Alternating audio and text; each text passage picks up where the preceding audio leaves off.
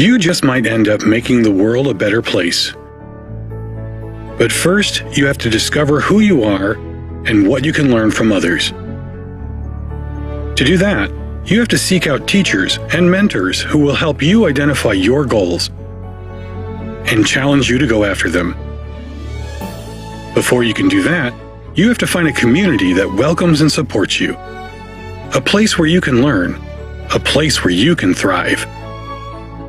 Before you can do that, you must have motivation and desire to improve your mind, your soul, your circumstances. To ignite that desire, you must find your potential. We'll help you discover your potential once you discover us. Elmhurst University.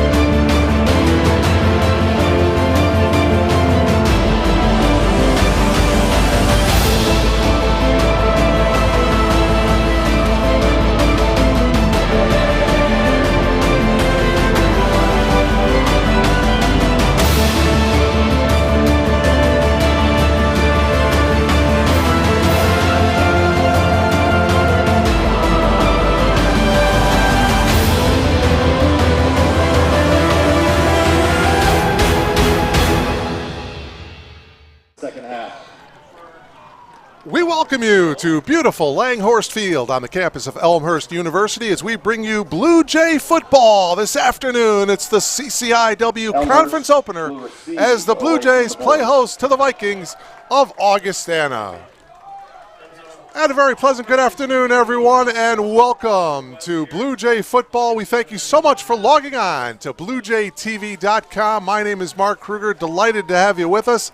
Both teams had bye weeks last week, so both teams 2 weeks to prepare for this afternoon's contest. The Elmhurst University Blue Jays 2 weeks ago dropped their season opener, falling to the University of Wisconsin River Falls, getting shut out by a score of 63-0.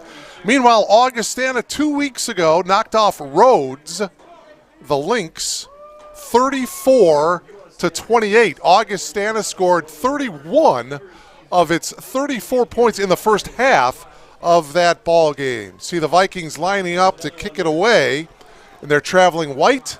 The Blue Jays in the Columbia blue jerseys with the navy blue numbers and the white pants. Augie won the toss, elected to defer, and the Blue Jays will defend the east goal here this afternoon.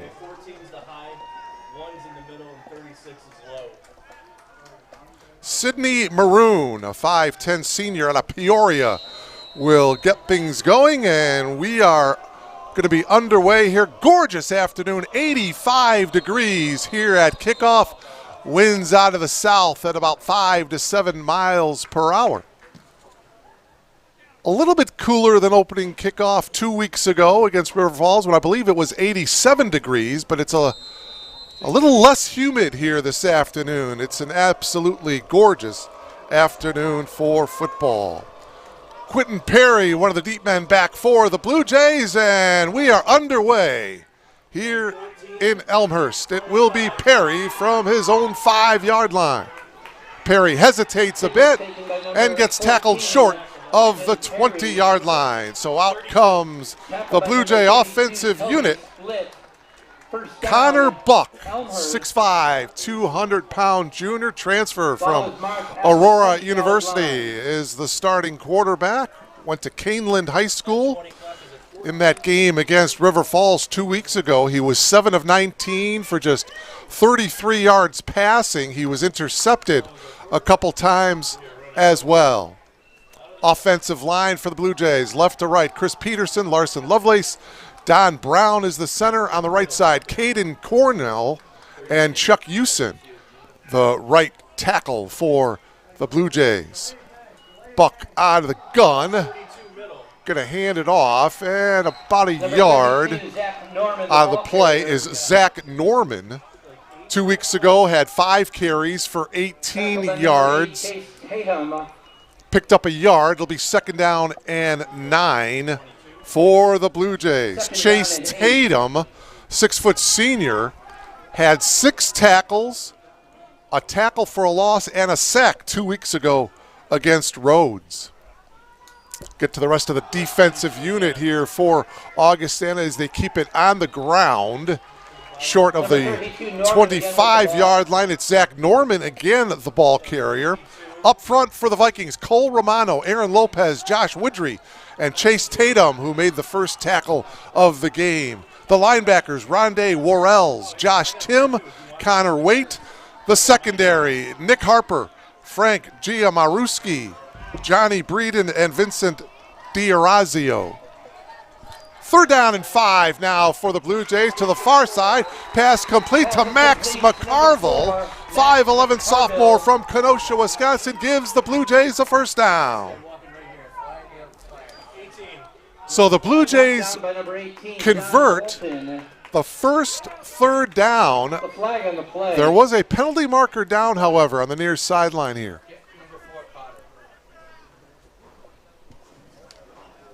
An eligible player downfield. Offense, number 88. 5-yard penalty. Still 3rd down. Ball is moved back to the 20-yard line. Well, that was the captain, the starting tight end, Hayden Beck. 6'4", 220-pound grad student from Paw Paw, Michigan. So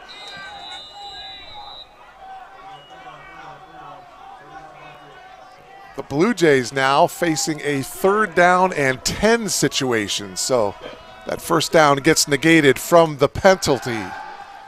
Buck straight back out of the gun, steps up, now fires, and the pass is incomplete. Intended for Max McCarville. Vincent D'Orazio was there to break it up, and the Blue Jays are going to have to come out and punt on the opening drive. 4th down and 10 from the 20-yard line. Ryan Brenner coming out to punt. Punted 9 times 2 weeks ago against River Falls, averaged 31 yards per punt. His longest was 49 yards 2 weeks ago.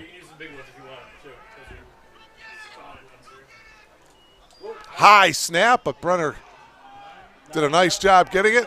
Bounces at the 49-yard line, and good special teams and the cover-up downfield as Bobby and Sarah caught it right at the 49, and that's where he was immediately hit. You see the replay of it right there. So Cole Barjois, the normal starter, is in street clothes this afternoon. He injured his wrist. Talked to him before the ball game. He thinks he will be ready to go next week. But his backup is Thomas Hall. Hall gets the start at quarterback here today. Just like the Blue Jays, the Vikings start out of the gun. 2 wide receivers to either side here. 1st and 10 from their own 48-yard line. Pass to the far side is incomplete. Intended for Bobby and Sarah. Incomplete, 2nd down and 10. Offensive line for the Vikings. Jacob North is the left tackle. Dan Skold is the left guard. The center, Jacob Ullman. On the right side, Braden McDonald, the senior. Kane Johnson, 6'4", 290-pound junior, is the right tackle. 2nd down and 10 for Hall and the Vikings. And again, it's Hall going to the far side. The pass is caught by Craig Shelton. 6'1" senior. Jeremy Innes, one of the 4 captains for the Blue Jays, knocked him out. Shelton had 3 catches 2 weeks ago against Rhodes for 56 yards. As he got tackled at the 48-yard line. So third down, call it 6 now for the Vikings. Thomas Hall, 6'8", out of Metamora. So both quarterbacks with very good size. Hall throws. He's got his man. That's Bobby and Sarah on the slant pattern. It's going to be just enough for a first down. Needed to get to the 42. He got to the 41-yard line. Colton Kraus was there to make the stop. Augustana on third down conversions against Rhodes 2 weeks ago, 7 of 15. So they convert on their first third down opportunity here this afternoon. First and 10 Vikings from the Blue Jays' 41-yard line. It's going to be a handoff here. This is going to be Tyler Ravelli, 5'10" junior, out of Bartlett. Tackled on the play by Bryce Gable, the middle linebacker. And we've got an injured Blue Jay down. Second half of that game 2 weeks ago when it was, well, nearly 100 degrees on the field. We had some cramping issues in the second half of this game, but let's hope that this is going to be not too serious of an injury. Mentioned Bryce Gable, a senior, all-area performer a year ago. As a matter of fact, his freshman year, he was an all-conference performer. Only the 8th time that a Blue Jay freshman was an all-conference performer. That's Devin Schmidt, by the way, the 6'1" senior out of Elmwood Park, coming out under his own power, so that is good news. We hope Devin will be back shortly here. So after the 2-yard run by Ravelli, Vikings now second down and 8 from the Blue Jay 39-yard line. Again, it's Ravelli, and he'll get to the 35. Pick up a 4. Gable again was there on the stop. Bryce had 9 tackles and a sack 2 weeks ago against River Falls. Third down and 4 here for the Vikings. Augie 1 of 1 on third down conversions.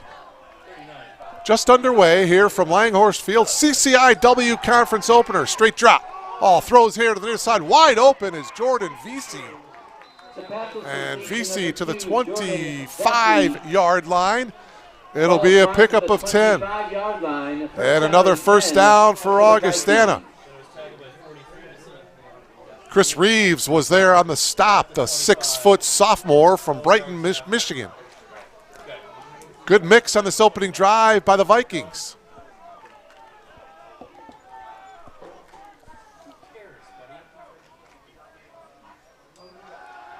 Hall looking to his left, and it's knocked down by Bryce Gable. Boy, Bryce Gable was... Ben Ludlum was the man in motion, freshman out of Jacobs, but Bryce Gable with the deflection. So Bryce with a couple of tackles and a knockdown so far here early on. 2 wide receivers now to either side here for Hall as he faces a second down and 10. Hall looking to his left, and the pass is complete to Bobby and Sarah down to about the 20. And Sarah had 6 catches for 99 yards and a touchdown 2 weeks ago. Colton Kraus with the tackle there for the Blue Jays. But a 5-yard pickup, and it's going to bring up now third down and 5. Ball at the 20-yard line, so the Vikings in the red zone here on the opening drive. Third down and 5, and Sarah goes in motion. Hall again looking to his left. He's got in Sarah, but it's going to be a little bit, about a yard short, I believe, of the first down marker. Ball is marked at the 21-yard line. Yeah, it's going to be a yard short. Steve Bell, the head coach of the Vikings, 8th season, decision time for him. Jeff McDonald in his 4th year as the head coach of the Elmhurst University Blue Jays. So looks like Augie's going to go for it here. 4th and a yard. Hall goes under center from the 16-yard line. Hall's going to hand it off, and getting the first down will be Tyler Ravelli, his 3rd carry of this opening drive. And they move the chains. Bryce Gable and Colton Kraus combining on the tackle. Boy, Gable and Kraus have been all over the place defensively here for the Blue Jays. Up front, J.P. Fitzgerald, Luke Harrison, Devin Schmidt, who was injured a couple of plays ago, Justin Samuels, Jake Masco, Bryce Gable, Charles Scott getting the start at linebacker for the Blue Jays, Jeremy Innes, Chris Reeves, the 2 corners, the safeties, Colton Kraus and Gino Cerrone. 1st and 10 here for the Vikings. Straight drop by Hall. Now he comes up, and he's going to get, well, he was initially stopped at the line of scrimmage, but he kept going. Quarterback Hall with the ball. Hall all the way down as he was brought down by Charles Scott. But it's going to be spotted at the 1-yard line. It's going to be 1st and goal for Augustana. Boy, Thomas Hall, the quarterback, you see the tail end of it there. It looked like Devin Schmidt was going to knock him down at the line of scrimmage, but somehow Hall got away from him and got all the way down to the 1. Started at their own 48-yard line, and the handoff is to Ravelli off of left tackle, and he gets in for a touchdown. So opening drive for Augustana, and they get in for the touchdown. 6-0 in favor of Augustana.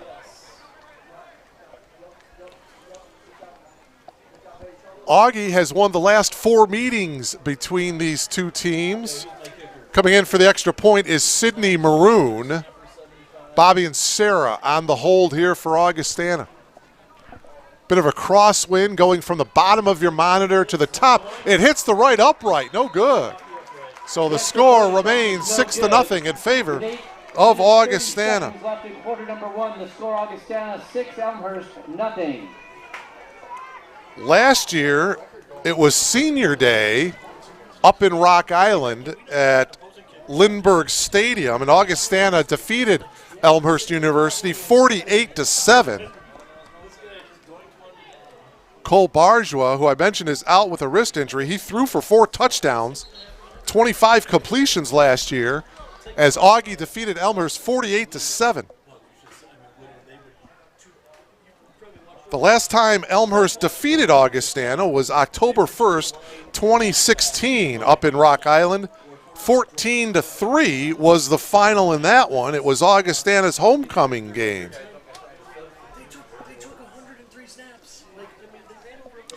8 minutes and 30 seconds remaining here in the opening quarter. CCIW conference opener. Augie goes 52 yards on the opening possession. A 1-yard touchdown run by Tyler Ravelli. The extra point was no good. And that's where we're at here, 6-0.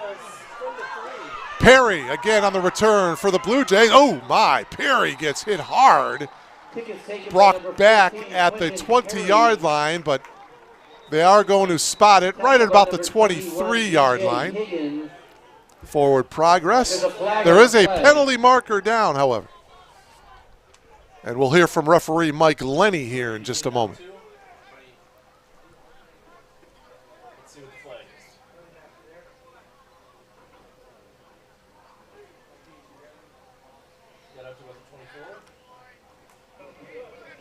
After the play, dead ball, personal foul, unnecessary roughness, return team, number 80.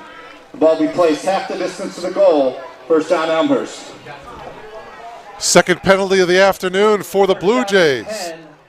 Mentioned the referee, Mike Lenny, as the ball is back half the distance now at the 12-yard line, so not very good field position for the Blue Jays, and that was the story early on 2 weeks ago against River Falls. They started their first couple of possessions deep in their own territory. Buck and the Blue Jays, 1st and 10 from their own 12. On the ground, this is Julian Cavallo for a couple. Stopped on the play by number 8.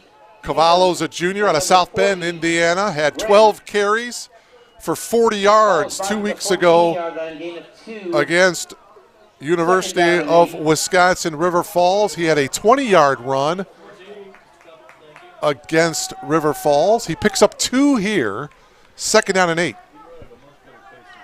From the 14-yard line, 7:48 remaining here in the opening quarter. Again, it's Cavallo for 2. Looked like it was Aaron Lopez, the defensive tackle, 6-foot junior, coming up with the tackle. 3rd down and 6. Rest of the officials, the umpire is Stacy Piggies. The head line judge, Jeff Curran. The line judge is Nick Ippolito. Side judge, Neil Lopez. Field judge is Joe Kwiatkowski. And the back judge is Ryan McMillan. Cavallo flanked to the right of Buck here. 3rd down, 6 situation here for the Blue Jays. Buck, straight drop, pumps, gets out of trouble. Now he's going to have to run, and he gets tackled from behind, loses the ball, and it's picked up by Cole Romano, and the Vikings have it inside the 5. Picked up by number 92. Chase Tatum caused the fumble by Connor Buck. Take another look at it here. You see Buck not getting rid of it, steps up. Now the pressure from behind by Tatum. Cole Romano picks it up, and he gets tackled by Winston Brown. So great opportunity now for the Vikings to cash in. Looking for their 2nd touchdown of the first quarter.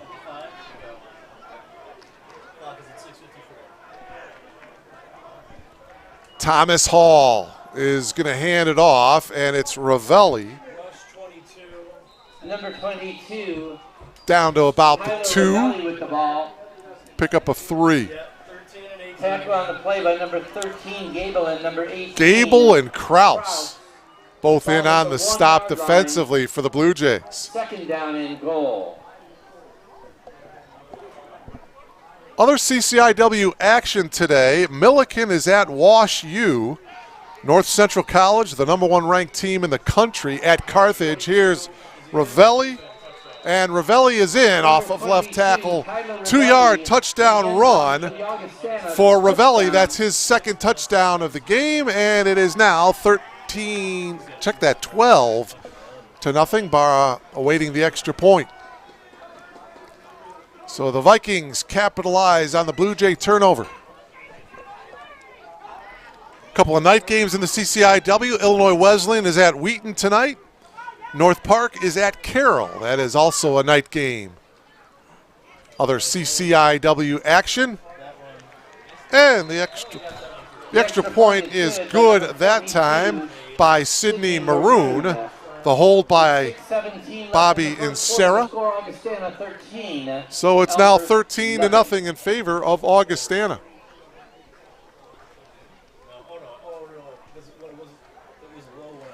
Tyler Ravelli with a 1-yard touchdown run and a 2-yard touchdown run.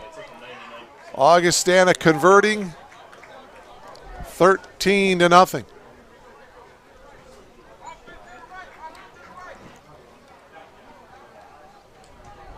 Of course, North Central and Wheaton, the 2 premier teams in the CCIW. Cardinals ranked currently number 1 in the nation. New head coach Brad Spencer. Of course, last year, the Cardinals making it all the way to the NCAA Division III National Championship game, losing to Mary Hardin Baylor in Canton, Ohio, 57-24. The Cardinals at Carthage today, as I mentioned earlier. Maroon to kick it away, and right at the goal line is Perry. Perry with some room across the 20, 25, across the 30. Excellent field position as Perry brings it back to the 39-yard line. Best field position of the afternoon here for the Blue Jays. So Quentin Perry, the senior out of Lombard, Went to Glumbard East High School, former Ram, with a nice return. And let's see now if the Blue Jays can string together a couple of first downs here. 6 minutes and 8 seconds remaining here in the opening quarter.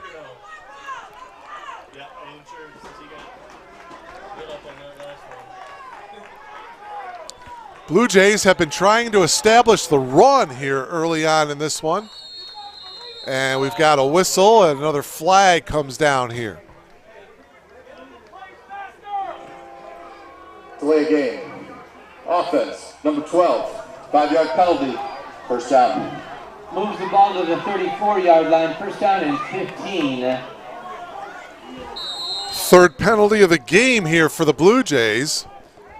Against River Falls, Elmhurst with just 5 penalties for 43 yards for the entire game 2 weeks ago. Buck working out of the gun now, throwing here to the near side. Pass is complete, and it's going to be a first down, Winston Brown. And the Blue Jays are going to need a lot more out of him. Nick Harper with the coverage and the tackle for Brown, a 6'1 sophomore, just 2 catches 2 weeks ago against River Falls for 21 yards. He had 43 catches a year ago. 18-yard catch by Winston Brown into Augustana territory, first and 10 from the 48-yard line. The ground now, Zach Norman with a nice run. 36, Aiden Pollock, the ball carrier. Check that, that's Aiden Pollock. 21, Higgins, and number 13. Aiden Pollock, just a freshman. Falls at the 41, a gain of 7. 7-yard pickup for Pollock. It'll be second down and 3 yards to go. Ball at the 41-yard line. 2 wide receivers to the top. You've got Winston Brown to the bottom of your monitor. Single coverage there. Buck looking that way. He's got Brown, and he hits. Winston Brown catches the ball when he hit the, well, what are they saying now? Third down. They're saying that he hit the turf. Let's take another look at it here. Boy, I thought that was a catch, but yeah, hard to tell. The Blue Jay players on the sideline were kind of in the way there. But they're saying incomplete. Third down and 3 for the Blue Jays. Good idea right there. Third and 3. Buck had the time to get that one off. See what they do here. Third and 3 on the ground. It will be a first down, but the ball is coughed up. And it's going to be Augustana covering it up. Oh, my. Vincent D'Orazio with the fumble recovery. Aiden Pollock coughing it up. That's the second turnover of the afternoon. Boy, oh, boy. You see the dive and Pollock just losing it. And we've got an injured Blue Jay. And so it's going to be Augustana ball here with 4:57 remaining here in the opening quarter. And boy, 2 turnovers, 3 penalties for the Blue Jays. That doesn't help. Take another look at it here. We needed 3 yards to pick up the first. Pollock, he would have had the first down, but it was knocked away. And D'Orazio with the fumble recovery. Chris Peterson is the injured Blue Jay, the left tackle out of Northlake, Illinois, grad student. Oh, my, and he is unfortunately have to be carried off by his teammates. And Chris is a big guy, 6'3", 290-pounder. And so, boy, they are going to have to attend to him. And Thomas Hall and the Viking offense going back to work. First and 10 from their own 28-yard line. Play action, pass complete across the 40 to the first down. And the pass is to Ian Gorkin, 6-foot junior wide receiver, Crystal Lake South. First and 10 from the Viking 42-yard line. Boy, Hall showed some nice poise back in the pocket to hit his man, Gorkin. 1st and 10 Vikings from their own 42. 4.5 minutes remaining here in the opening quarter.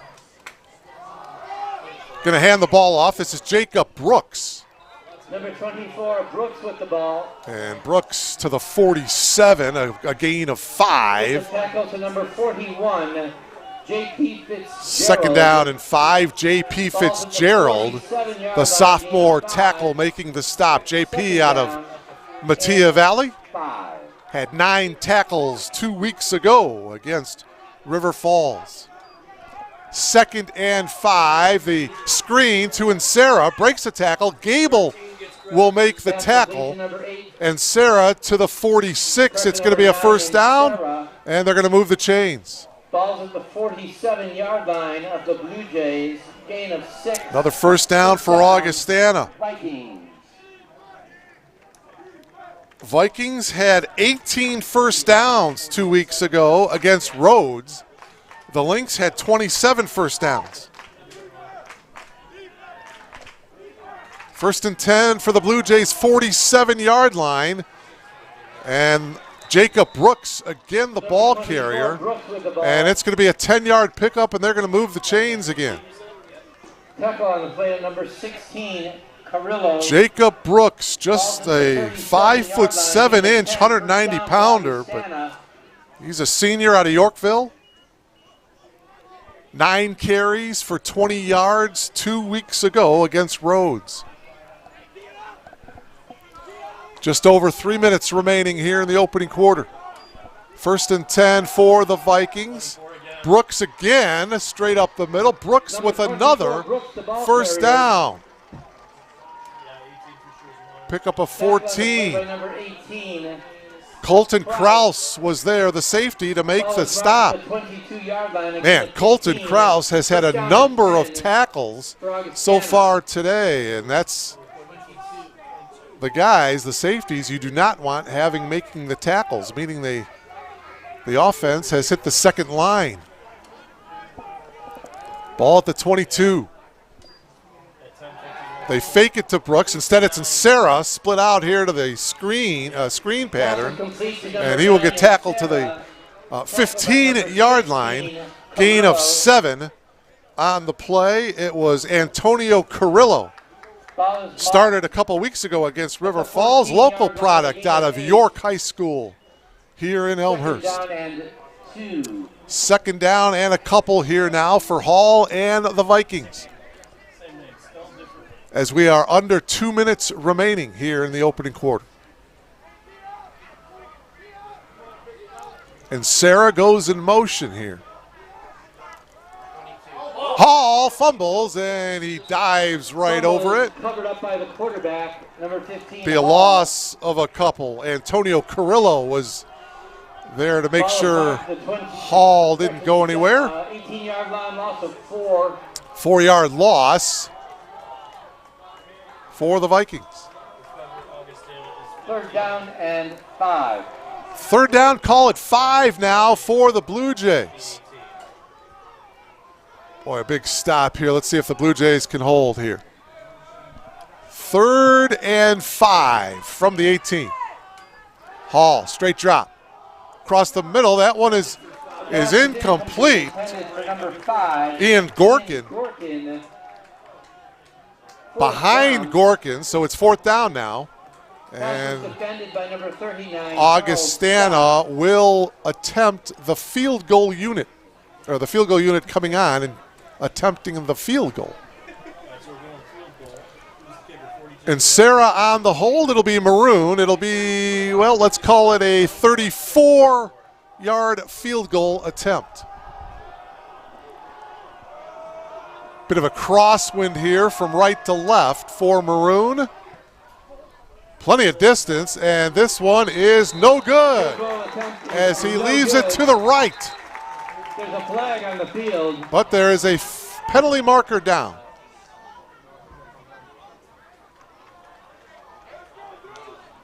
Near the far hash mark, around the 14-yard line. Offense, number 3. That penalty's declined. 1st down, Elmhurst at the 20-yard line. Elmhurst takes over, first down and 10. So the Blue Jays decline the penalty against Craig Shelton. And so the Blue Jays take over. Nice job defensively, holding. 1:07 remaining here in the opening quarter. 13-0 Augustana. Couple of touchdowns for Augie. The Blue Jays been their own nemesis here with a couple of turnovers in the opening quarter. The Vikings have capitalized. 1st and 10 for the Blue Jays from their own 20-yard line. Buck here to the near side, pass complete. Winston Brown. Complete to number 3, Brown. But there is a penalty flag. Nick Harper was there on the coverage. Right now it's about a 12-yard gain. Right now it's a first down, but again, a penalty marker down. 13-yard reception. Ineligible player downfield. Offense, number 59. 5-yard penalty from the previous spot. Still first down. Ball goes back to the 15-yard line. First down and 15 for the Blue Jays. Nick Irvin with the penalty. 4th penalty of the game for the Blue Jays. So that negates a first down. Negates that 13-yard catch by Winston Brown. 1st and 15 for the Blue Jays from their own 15-yard line.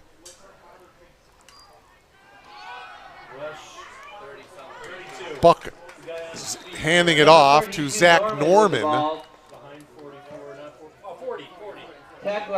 Gain of 3 to the 18-yard line. Ball's marked at the 18-yard line. 2nd and 12. 2nd and 12. 18 seconds to go. This could probably be the final play of the opening quarter. 2nd down and 12. 4 seconds to go, and it looks like they are not going to try to get the play off. So at the end of one, here from Langhorst Field, CCIW Conference Opener, Augustana leading the Blue Jays 13-0. You are logged on to BlueJayTV.com. To follow all of the exciting game action when you can't be in the stands in person. Today's game and all of the home football games are being webcast live with streaming video on YouTube. Make sure to check out the college's official athletic website, www.elmhurstbluejays.com, for the planned broadcast schedule.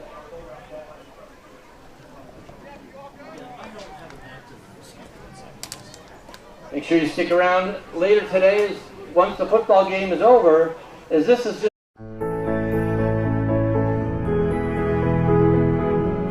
You just might end up making the world a better place. But first, you have to discover who you are and what you can learn from others. To do that, you have to seek out teachers and mentors who will help you identify your goals and challenge you to go after them. Before you can do that, you have to find a community that welcomes and supports you. A place where you can learn. A place where you can thrive. Before you can do that, you must have motivation.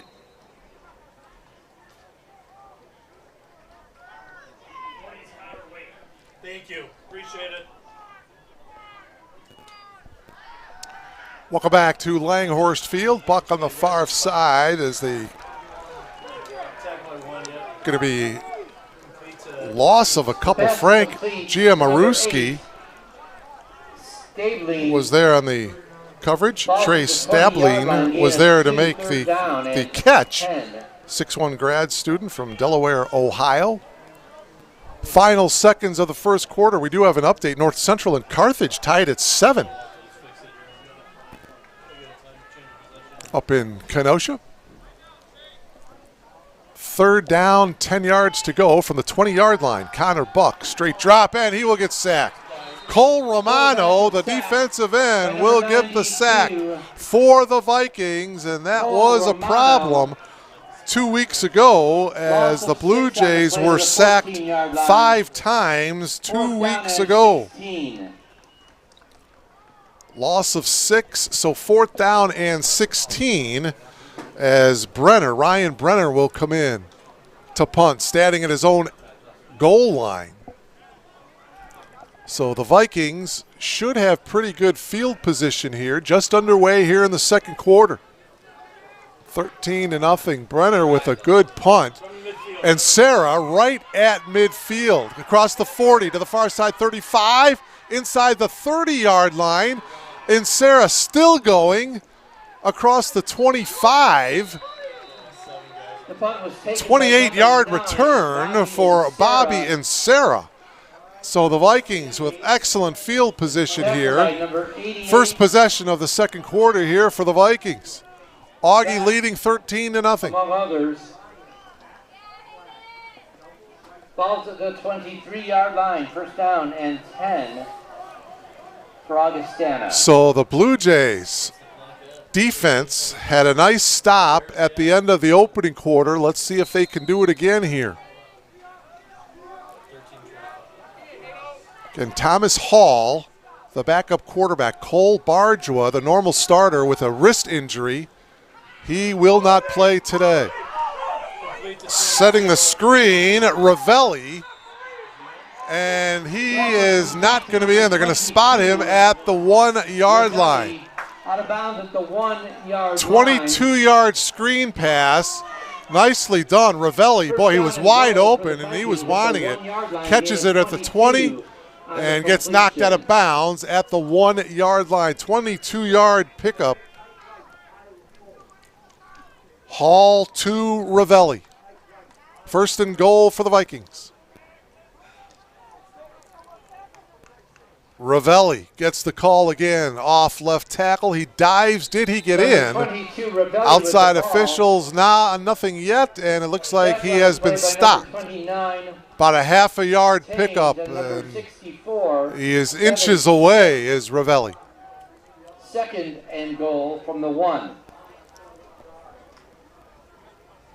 Tyler has the 2 first quarter touchdowns. See if he gets his third. No, they fake it to him. Ravelli out of the backfield. Incomplete. A little down and out pattern. And so it'll be third down and half a yard for the Vikings.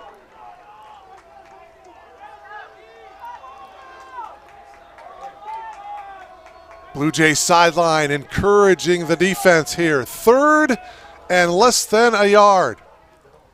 It's Ravelli, straight up the middle. Ravelli is in. Ravelli, his third touchdown of the afternoon. He's had a 1-yard run, a 2-yard run, and now about a half a yard touchdown run. And it's 19-0 now in favor of Augustana.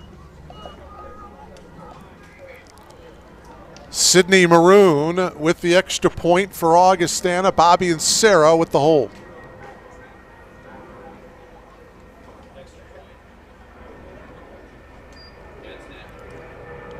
Nice job by Sarah, and the extra point is good by Sydney Maroon. So with 12 minutes and 23 seconds remaining here in this first half, and the Blue Jays trail by a score of 20-0. The concession stand is open just outside of the home side. Tell you, just looking ahead here, the Blue Jays schedule 2 of their next 3 games are on the road, and they're against nationally ranked teams. I mean, next week they are at Benedetti Worley Stadium to take on the Cardinals of North Central College, the #1 ranked team in the country. 2 weeks they'll be back at home here against Carthage, and then on October 8th, they'll be at Wheaton to take on the Thunder. Wheaton in overtime, losing their season opener against Trinity of Texas, losing in overtime. So Wheaton going into their game tonight against Illinois Wesleyan with a record of 0-1.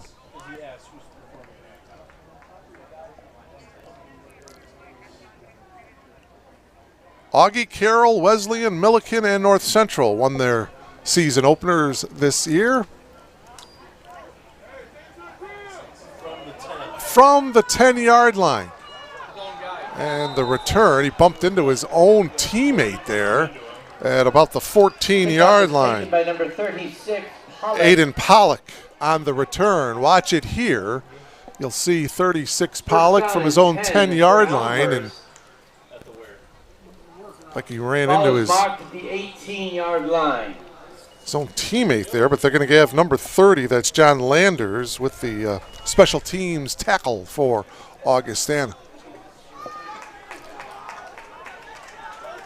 Julian Cavallo in the backfield behind Connor Buck. 2 wide receivers for the Blue Jays on either side to give to Cavallo. Cavallo to about the 19, maybe a yard on the play. 2nd down and 9.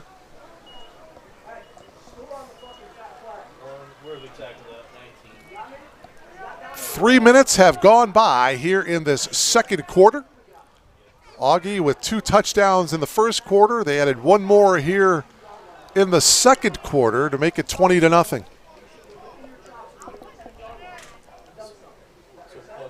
Buck out of the gun is going to hand it off to Cavallo, and he'll get to the 25-yard line.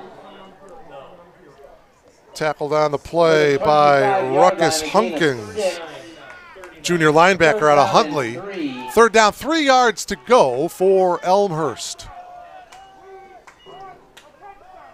For the Blue Jays, the ball on their own 25-yard line. Backup quarterback Noah Henkel, I should say. Noah has been the starting quarterback each of the last 2 years for the Blue Jays. Coming out and incomplete. Julian Cavallo. The pass is ruled incomplete. Incomplete coming out of the backfield. Frank Giamaruski was there on the coverage. So the 2 number 1s 4th down meeting each other on that play, and it's going to be 4th down, and Ryan Brenner will come on in to punt. 4th down, 3 yards to go. Bobby and Sarah back at his own 39-yard line.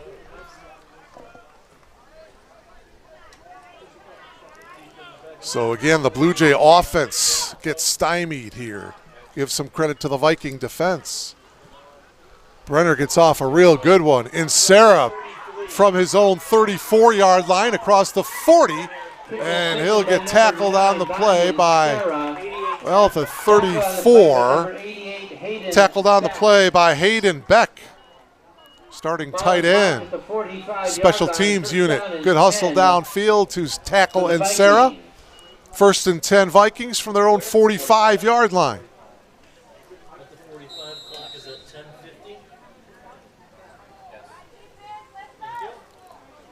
Offensive coordinator for Augustana, Keegan Jones. He's done a really nice job, has put together a really nice game plan, a nice balance, as I mentioned earlier, between a run and the pass here. Vikings 1st and 10 from their own 45. Brooks cross midfield to the 49-yard line of Elmhurst University. Back on the play by number 29, Eric Thames. Ball's at the 49. Eric Thames, the sophomore defensive back, making the tackle. 6-yard pickup by Brooks, 2nd down, 4.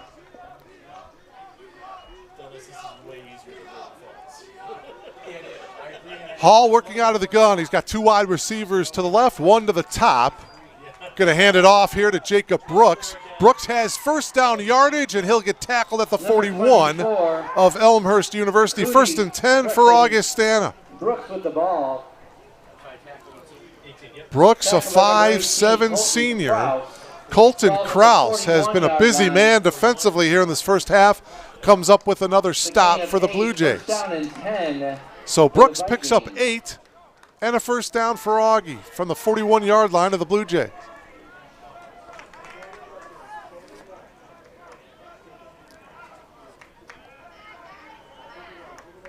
Augustana will host Wheaton next week as Brooks gets off of the left side, left tackle. The ball carrier stopped by number 11, Jake Litton. Jake Masco was there to check that. That's Jake Litton. I'm sorry, Jake Masco. Masco, the senior linebacker out of Grand Rapids, Michigan. Ball spotted at the 36. 2nd and 5.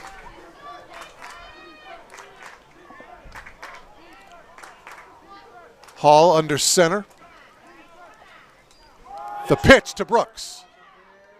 Breaks one tackle and perhaps gets back to the line of scrimmage. And that's about it.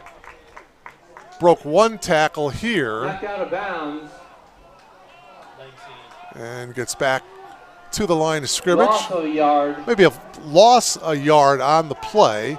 3rd down and 6. 3rd down, call it 6 here for Augustana. Ball at the 37. So 3rd and long here. See how the Vikings play it. Just under 9 minutes remaining here in this first half. Hall out of the gun, straight drop. Quick release to the right side, and that pass is incomplete. Braden Smith was the intended target. The 5'7" freshman went to Hersey High School in Arlington Heights. 4th down, and now the punter, Sidney Maroon, coming in.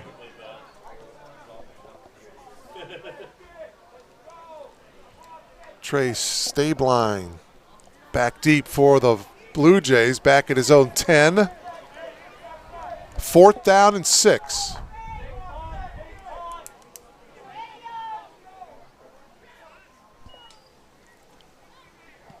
Maroon looking to pin the Blue Jays deep. Does go out of bounds. Pretty nice punt.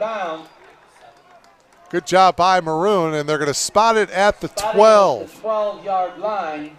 Nice job of special teams for Augustana. And again, not very good field position for the Blue Jays to start this drive.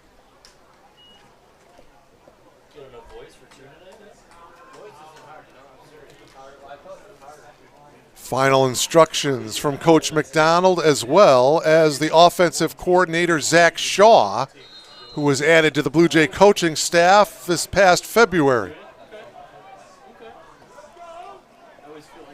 Last year, the Blue Jays averaged 49 yards rushing, 134 yards passing. 1st and 10 Blue Jays from their own 12-yard line, and they're going to keep the ball on the ground. Aiden Pollock, the freshman, down ahead to the 16-yard line. Gain of 4. 2nd down and 6 for the Blue Jays.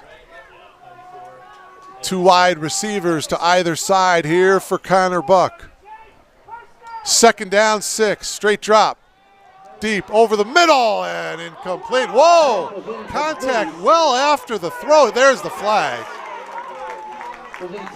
Gabe Holtke, the 5'6" junior, went deep, seam route. Take another look at it here. You see it was well overthrown. The play was pretty much over, and then Holtke just got hammered. It was intended for number 17. So Holtke pretty much takes one for the team here. It's going to be 1st and 10 Blue Jays.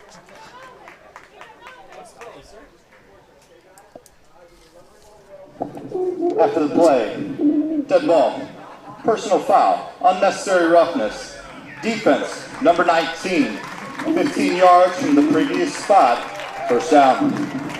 Ball's marked at the 31-yard line. Previous spot, 1st and 10 from 31. 1st down, Elmhurst. So Nick Harper, the senior cornerback, with the unsportsmanlike conduct. And the Blue Jays now 1st and 10 from their own 31-yard line. 1st and 10 far side. And the pass is complete there to Jacob Cockrell. Cockrell is a freshman out of Stockbridge, Georgia, with the reception to the 35-yard line. Pick up a 4. 2nd down and 6. Winston Brown, single coverage to the bottom of your monitor here. We'll see if Buck decides to go that way here. 2nd down and 6. Nope, instead they're going to keep it on the ground. And it's Pollock. Tackle on the play by number 44. Decent gain as Pollock takes it to the 39-yard line. 3rd and a couple. Third down and After that 4-yard run by Pollock, 3rd down and 2. Blue Jays need to get to the 41 here.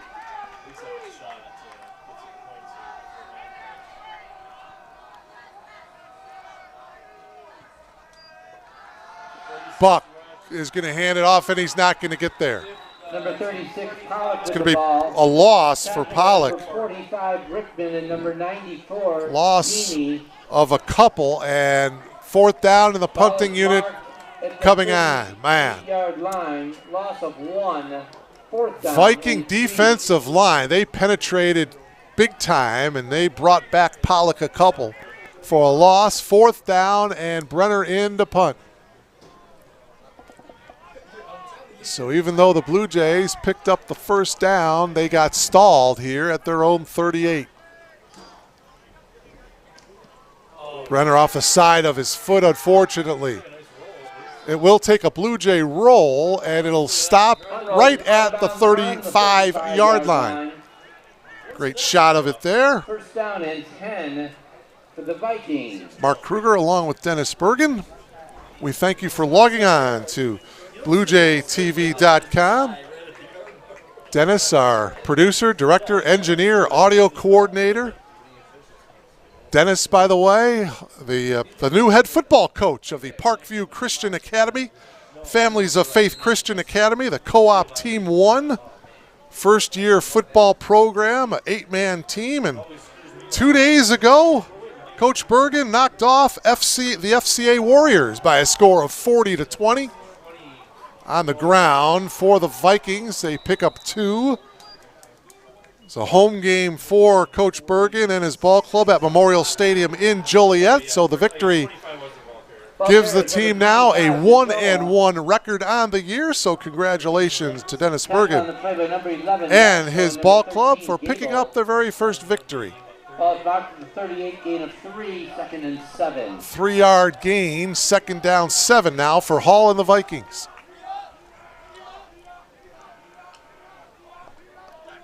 Augie out of the pistol here. They fake it to Mike DiGioia. And the pass complete to Jack Schmitz, the junior tight end. 6'4" junior. Caught a couple of passes 2 weeks ago against Rhodes for 13 yards. Had a touchdown as well. Former Homewood Flossmoor Viking. Picked up 16 down to the 47-yard line of the Blue Jays. Vikings shutting out the Blue Jays here 20-0. Just over 5 minutes to go here in the first half. Hall, pressure now, gets it off. Pass complete to Insera. And Sarah has a block. He's inside the 30 and knocked out of bounds at the 26-yard line. 1st and 10 for Augustana. 21-yard catch from Hall to Insera. You saw the pressure. Hall did a nice job of getting it off. A good block downfield, and Insera used the block nicely. And it's a 1st down for Augustana, back on the ground, straight up the middle, off to the right a little bit. It's Mike DiGioia. And DiGioia brings it to the 23. Tackle number 39, Charles Scott. Charles Scott, the linebacker, was there to make the tackle. 2nd down and 7. 3-yard pickup, 2nd and 7 here for Augie. Vikings trying for their 4th touchdown of the afternoon here. Approaching the 4-minute mark. DiGioia. He's going to be a couple yards short. Ball down to the 20-yard line. 3rd down, call it 3 here for Augustana. By the way, coming up at halftime, sophomore here at Elmhurst University, Nicolette Boyk, and she is going to put on quite a performance. So make sure that you stay logged on here at halftime of this afternoon's CCIW conference opener. Blue Jays and the Vikings, glad to have you logged on here this afternoon. Kickoff temperature, gorgeous, 85 degrees. And it looks like the Vikings called a timeout here. Timeout. Augustana, their first charge of the half. Second quarter score, North Central over Carthage, 21-7. Milliken is at Wash U this afternoon. A couple of night games in the CCIW. Wheaton Thunder hosting Illinois Wesleyan tonight, and the Pioneers of Carroll hosting the Vikings of North Park tonight.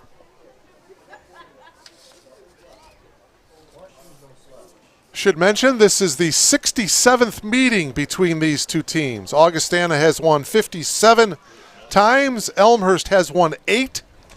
And there was a tie, a scoreless tie back in 1986. What's interesting about that game is that snapped Augustana's 37-game winning streak. It was the season opener between Augie and Elmhurst, and the two teams played to a 0-0 tie. And again, that snapped Augustana's 37-game winning streak. So the 67th meeting here this afternoon. 3rd down and 4 for Augie after the timeout.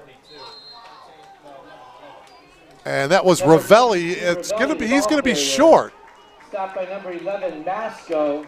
Jake Masco with the tackle for the Blue Jays. 18-yard line, gain of 2. 4th down. 4th down and 2. And a couple here for the Vikings. How are they going to play it here? As we are under 3 minutes to go, Vikings are going to go for it here. 4th down and a couple.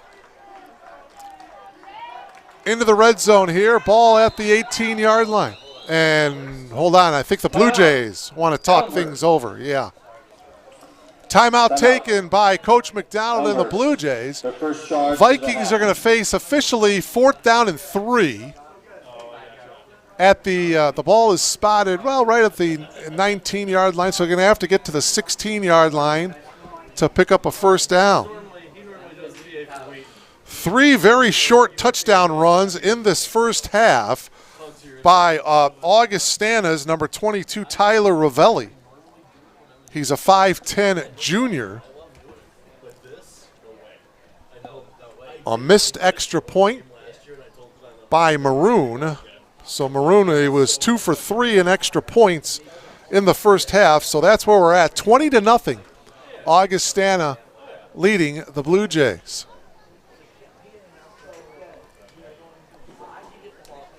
Again, we thank you for logging on wherever you are. I know Coach McDonald, he has family down in the Sunshine State. His parents, Craig and Kathy, are logged on from the Sunshine State. Of course, Coach McDonald received his bachelor's degree from the University of South Florida back in 1995. All right, after the Blue Jay timeout, 4th down and 3, and Sarah, the motion man. Hall, straight drop, fires, incomplete. Craig Shelton was the intended target. The Blue Jays take over on downs. And the Blue Jays take over. So they hold.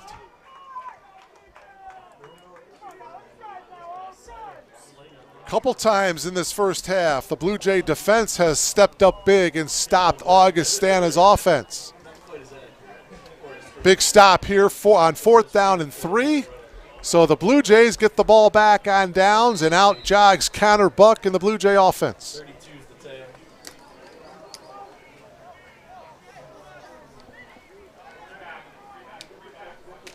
Zach Norman lined up to the right of Buck. 1st and 10, Blue Jays from their own 18-yard line.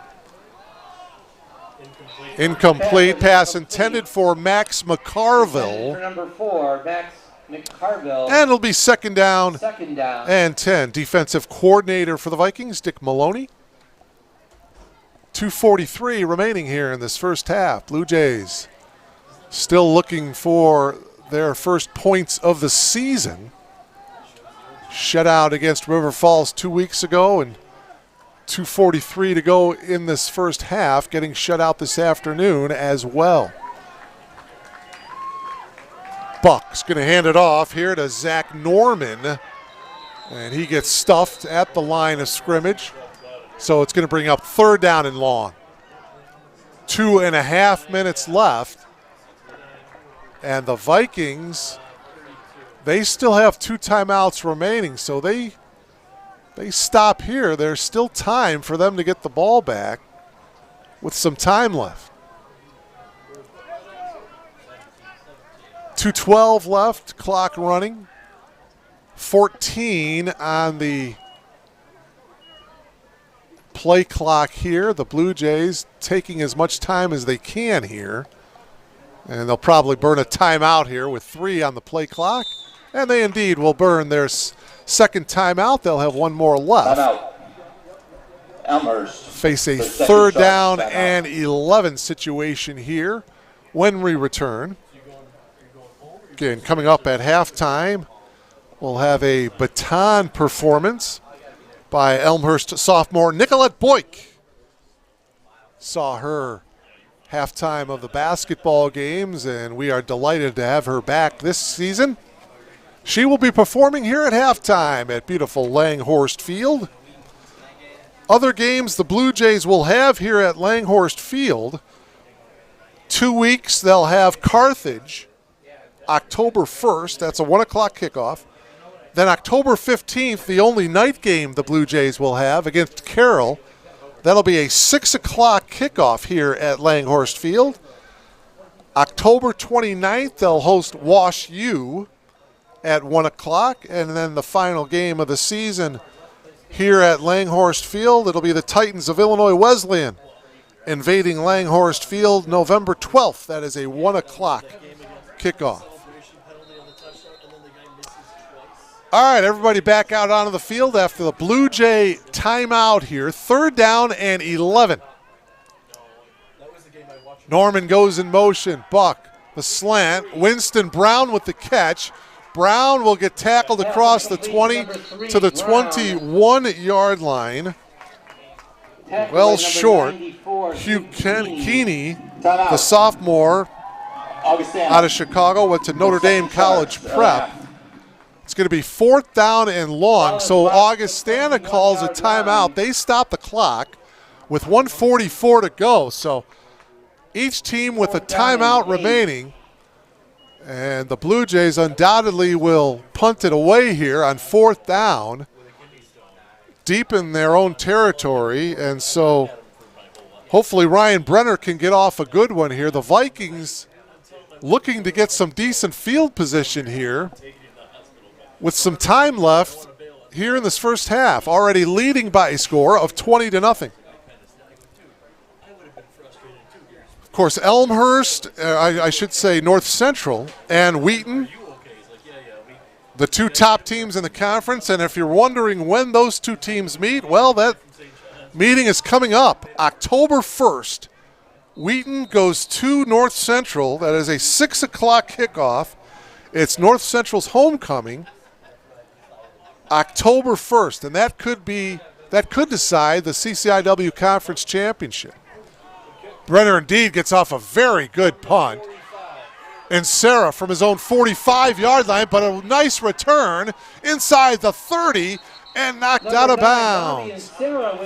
Boy, and Sarah with another nice return all the way down to the 28-yard line of the Blue Jays. Ball, 1st down at the 28-yard line. So Bobby and Sarah gives the Vikings excellent field position here with 1:31 left to go in the half.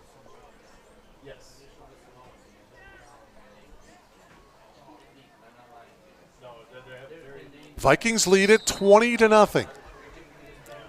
91 ticks left to go in the half. Thomas Hall, the backup quarterback, has gone the distance for the Vikings. Hall, under pressure, now steps up.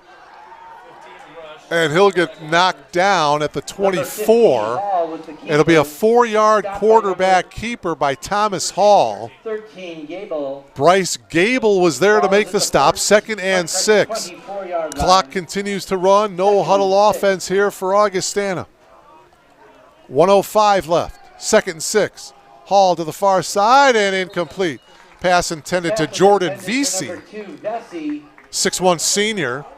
Broken up by Third down number and 2, 6. Jeremy Innes. Jeremy Innes was Third there down.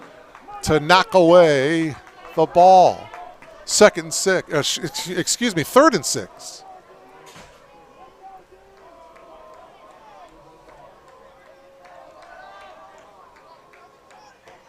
Right now, you're looking at about a 41-yard field goal attempt. Third down and 6 for Hall and the Vikings. Hall again with time. Lets it fly a little bit high and incomplete. Craig Shelton with the intended target, but through his fingertips, and it's now 4th and 6. And it looks like the offensive unit staying on the field here for Augustana. At least for now. Play clock is running. The play clock is down to 17 seconds as Hall goes out of the shotgun. 4th down and 6. Under a minute, and now the Blue Jays burn their final timeout of the half. Timeout. Elmhurst. So the Viking offense staying out on the field. They were going to go for it here, lined up to run a play, and the Blue Jays decide to burn their final timeout of the half. Blue Jay offense struggling here in this first half. Tried to get the running game going on early on, but the Viking defense has done a nice job here in this first half. Augie taking advantage of a couple of turnovers by the Blue Jays here in this first half. Augie leads it by a score of 20-0. 3 very short rushing touchdowns by Tyler Ravelli. And Augustana leads it here 20-0. 4th down and 6. The Blue Jay defense back out onto the field, and now the Viking offense trots back out onto the field here.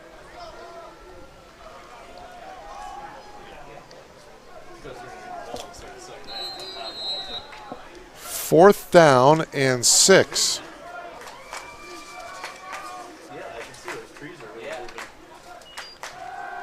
Hall, straight drop. Going deep here into the end zone. Some contact and no penalty.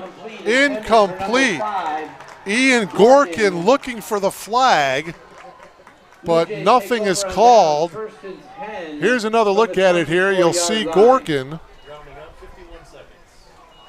Little bit of contact there. Gorkin looking for the flag, and he's not going to get it. So Blue Jay football here with 50 seconds remaining. Remember, Augie won the opening coin toss, elected to defer.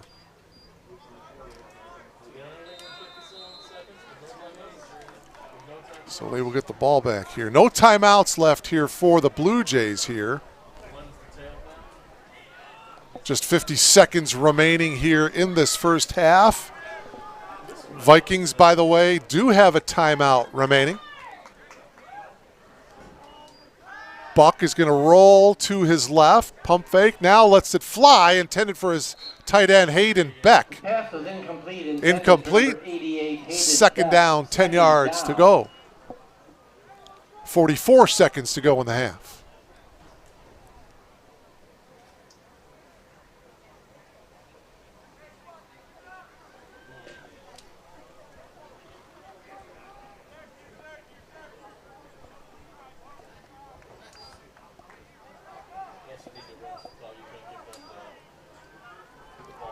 (28-7) North Central on top of Carthage in the first half. To the far side, and that pass complete. Max McCarville right around the 30-yard line. It's going to be about 4 yards short of the first down here. Ball is marked at the 30-yard line. It's going to bring up third down, and, well, they spotted right about the okay, now they move it back to around the 30. Third down and 4.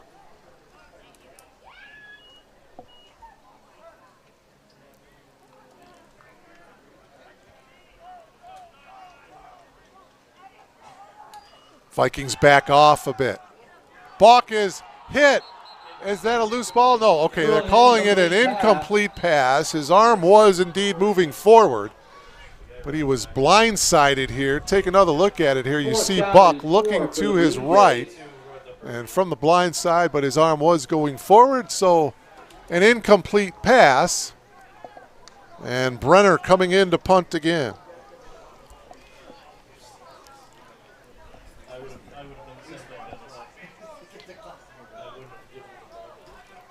Bobby and Sarah is the deep man for the Vikings.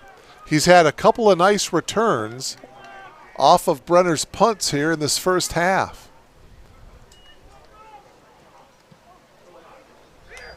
This one is going to bounce at the 43-yard line, and Sarah from his own 35 breaks one tackle across the 40-45, and he'll get tripped up and tackled right around midfield. There is a penalty marker coming down just as Sarah went down at midfield.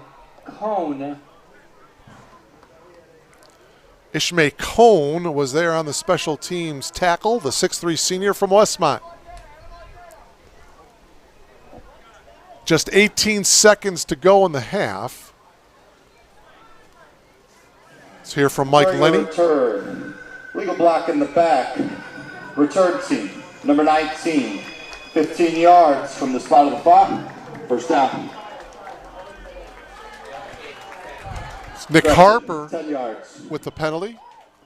Ball back to the 40-yard line. First down and 10, Vikings. What do you say that was that? Thank you, sir. Well, yeah, they said 19, but it was 18 with the infraction. John Bolton, sophomore from Fox Lake, Illinois, guilty of the foul. So Thomas Hall, 18 seconds to go. Play clock is down to 10. Hall will hand it off. Ravelli. And Ravelli gets tackled at the 48-yard line by number 16, Antonio Carrillo. And that will be the final play of this first half. So 3 first-half touchdowns by the Augustana Viking junior running back Tyler Ravelli. And Augustana leads here at the break by a score of 20-0 over the Blue Jays of Elmhurst University. Stick around. Coming up here at halftime, we'll hear from the Blue Jay pom-pom squad, I believe, as well as from Nicolette Boyk, the Elmhurst sophomore. A great halftime performance. So that's all coming up here at halftime. And once again, we thank you for logging on to BlueJayTV.com. Again, your halftime score, Augustana 20, Elmhurst nothing.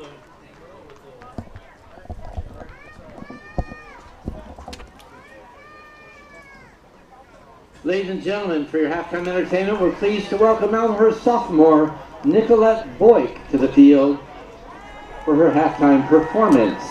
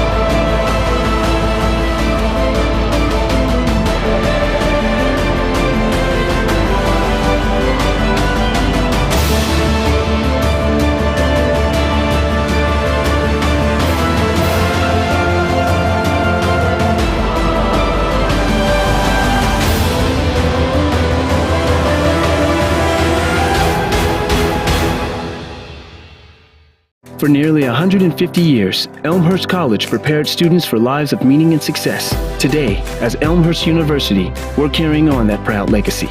A beautiful campus just 30 minutes from downtown Chicago. Small classes where you'll get to know your professors. And top-ranked majors and graduate programs that will open the door to the career of your dreams. As we celebrate a new name for our institution in an ever-changing world, our values and spirit remain the same. Welcome to Elmhurst University.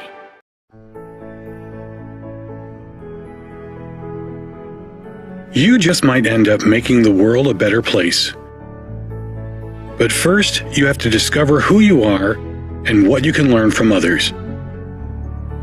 To do that, you have to seek out teachers and mentors who will help you identify your goals and challenge you to go after them. Before you can do that, you have to find a community that welcomes and supports you. A place where you can learn. A place where you can thrive. Before you can do that, you must have motivation and desire to improve your mind, your soul, your circumstances. To ignite that desire, you must find your potential. We'll help you discover your potential once you discover us. Elmhurst University.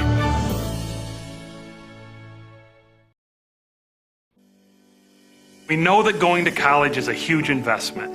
You put your trust and time in Elmhurst University, and we do the same. You invest in us, and we invest in you. Your story begins as we welcome you to Elmhurst University. From your first day of orientation, our focus is getting you acclimated to college life and making you a part of the Elmhurst community. Definitely Elmhurst was the one that I fell in love with. Right when you stepped on campus, it was a nice environment. It just felt like home. The goal of First Year Seminar is to make the transition from high school to college as smooth as possible. It's an instantaneous way to have a niche at Elmhurst. A lot of times there's that doubt that I don't know if I can make it here. I don't know if I'm meant to be here. I feel it is our role as an institution to get those doubts out of their mind the second they are on this campus. Once you've started classes, our responsibility is to support you both personally and academically. Your faculty and your staff who are here and committed to your success are going to be walking with you on that journey, providing both the challenge and the support for you along that way. I changed my major about 5 times, and so I really needed someone there to help me through it, help me pick out new classes, to help me make sure that I graduate on time. So they support us academically, but they're also interested in our lives as a whole individual. For example, when I was applying for the Fulbright, they were more than willing and super supportive. Along with supporting you, our job is to make sure you challenge yourself in order to make the most of your experience. When the students, especially in computer science, go out into related fields, they're going to be confronted with adapting to new environments, new technologies, and we try to challenge them in the classroom to adapt, to learn how to learn. I've had teachers go to me and say, like, I think you'd be interested in research, so they introduced me to some professors, and I've been doing research now for 3 semesters. It taught me a lot about myself, definitely, and about the way I adapt to different situations. I think we all learn best when we're a little bit scared, a little bit on the edge. I really believe that the things that are beyond the typical, experiencing undergraduate research, studying abroad, having a quality internship, some of those things are going to be most memorable and meaningful and really impactful for them. As your academic journey at Elmhurst comes to an end, our relationship reaches a crucial point as we launch you into the next phase of your life. Elmhurst is a liberal arts college that aims at creating educated citizens, and that's not a process that just takes 4 years or 2 years. We're invested in these students. We give our kind of heart and soul to them while they're here, and so we care if they succeed once they leave. When students go on to graduate and go on to live amazing lives and do things personally and professionally, their fingerprints are still all over this institution in a way that helped us to become a better sense of who we are and who we as an institution want to be in the world. We don't at Elmhurst tell students what to think, but we try to teach them how to engage with their own values to become better citizens of this country, of this world. And that makes me proud to be a part of the community of Elmhurst. I'm confident in our graduates because I know we've prepared them both personally and professionally. We love to see them fly the nest and flourish.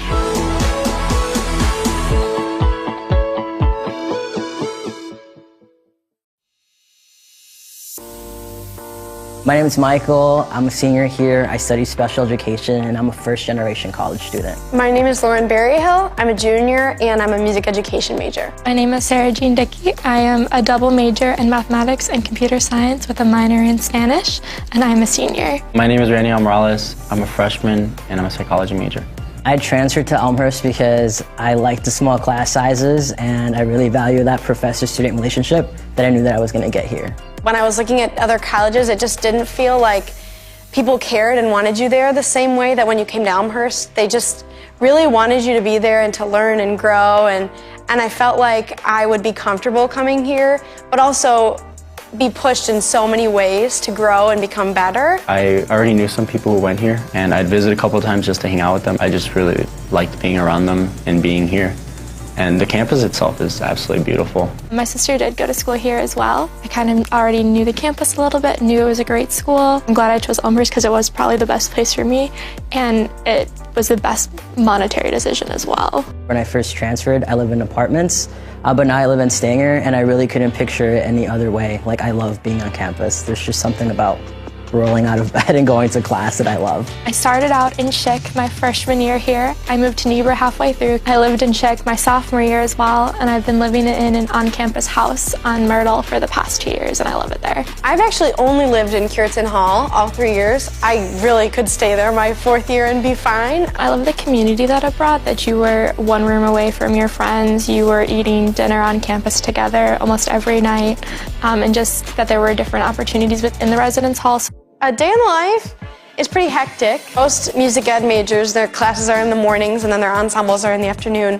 So I'm pretty much boom, boom, boom, thing to thing to thing. I'm a morning person, so whether I have class in the morning or not, I like to wake up a little bit on the earlier side. So I'd wake up at 5:30, practice, eat breakfast quickly, go to my 9 a.m. Probably have class till around noon, and depending on the day, I'll probably head out to the local middle school to take some time with my students there, go to the library to do some homework, and then I also work at the library. Get out of class, go home, change, go directly to work. I'll usually have work later in the afternoon, and then eat dinner, maybe do some more homework, watch a movie. Get a dinner or some snacks at the Roost, and then head back to my dorm to do some homework and head to bed. Usually I spend time with my friends at night, and that's when I get to catch up on what's going on. My favorite place on campus is on the 3rd floor of the education department. It's the best place to study with the best view. I have 2 favorite places on campus. One is my house, but I also love the conference room in Daniels. My favorite place would be the cafeteria. Sitting in Founders, I love to sit at one of those tables and do homework. You can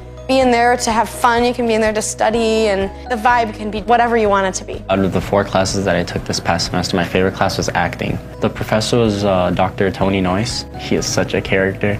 He's so awesome to be around. It was such a fun experience. And my favorite class was probably linear algebra with Dr. Crawford. It was part theory and part computation, which I really liked how it pulled those 2 concepts together. And Dr. Crawford is just an amazing teacher. I've had her almost every semester since I've been here. Post-colonial theory with Dr. Janice Lively, and that class had me thinking about it like all day. Music theory class, which is probably an interesting choice because it was at 8 a.m. every single day my freshman year, both semesters, which no one likes 8 a.m.s in college. My professor, Mr. Streeter, is incredible, and my class became more of a community than anything. It was a really nice way to come into college, and honestly, my best friends came out of that class. One of my favorite activities is the honors program.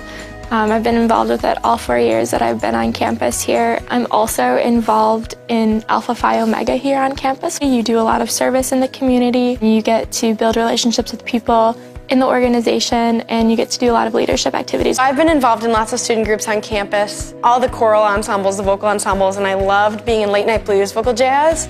We just had a lot of fun and really bonded with each other. I'm also a member of Phi Mu. It's a really fun way to meet people, but also to give back to others that need it. My favorite organizations that I've been a part of is definitely the Black Student Union, because I really like what they're doing for the campus overall and the social justice issues that they're pursuing on campus. I'm pretty much just involved with running. I'm really proud to be a Blue Jay because it's an amazing community. Blue also looks really nice when we're running, so it's awesome. I love being a student ambassador in the Office of Admissions. It's really great because I get to give tours to all these potential students, whether they're first years or transfers. I'm a CA for the ELSA students, which basically means that I live in the dorms that they also live in to provide any like extra support that they might need. And I'm really proud to be part of this program, especially because it's like one of the few in the country. And it's awesome because I work with students with disabilities in like classrooms, and they always ask me, oh, can I go to Elmhurst? And like I can say confidently, yes, you can go to Elmhurst. When I cross the stage at graduation, I'll be most proud of all the research that I've done. I didn't come into college with the intention to do that. I fell in love with the idea of research and the process of doing research. It's just incredible to look back and think that Elmhurst has done so much for me already, and I think that's what I'll be most proud of, to think just who I've become and who I want to be still. I think what I would remember most fondly are obviously my friends that I've made. Making memories with those friends in really interesting places that normally wouldn't be so exciting, but they are, because you love each other and you get to know each other so well. Between the professors and the friends that I've made, I think that will stay with me the rest of my life. People who give back to Elmhurst, you're not only helping me, you're helping my family grow as well. Me graduating college and being the first one to graduate means that hopefully others in my family, like my nephews and nieces, can see that and want to come to a school like Elmhurst. So when you give money to Elmhurst, you're giving these students like the experience of a lifetime and the ability to become who they're meant to be. Thank you for giving us the opportunity to change our lives.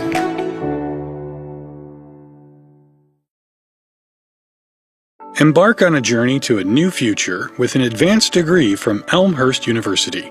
Whether you want to take your career to the next level or discover an entirely new direction, Elmhurst University has a graduate program for you. 12% of our population have a master's degree. We're in a period of specialized master's degrees. The advanced degree is a time to get more specific into some areas that you're interested in. I believe that when you're looking for a graduate degree, you have to be ready. You need to do some exploration up front to get some idea of what's possible, what people on the outside want and are interested in, and to begin to think about how that may match with your own abilities and interests. Spend some time thinking about what they're passionate about, what they really enjoy, and what they want to learn more about. But it's people that may want to better themselves in their career. They might want to look to another industry or maybe even another career.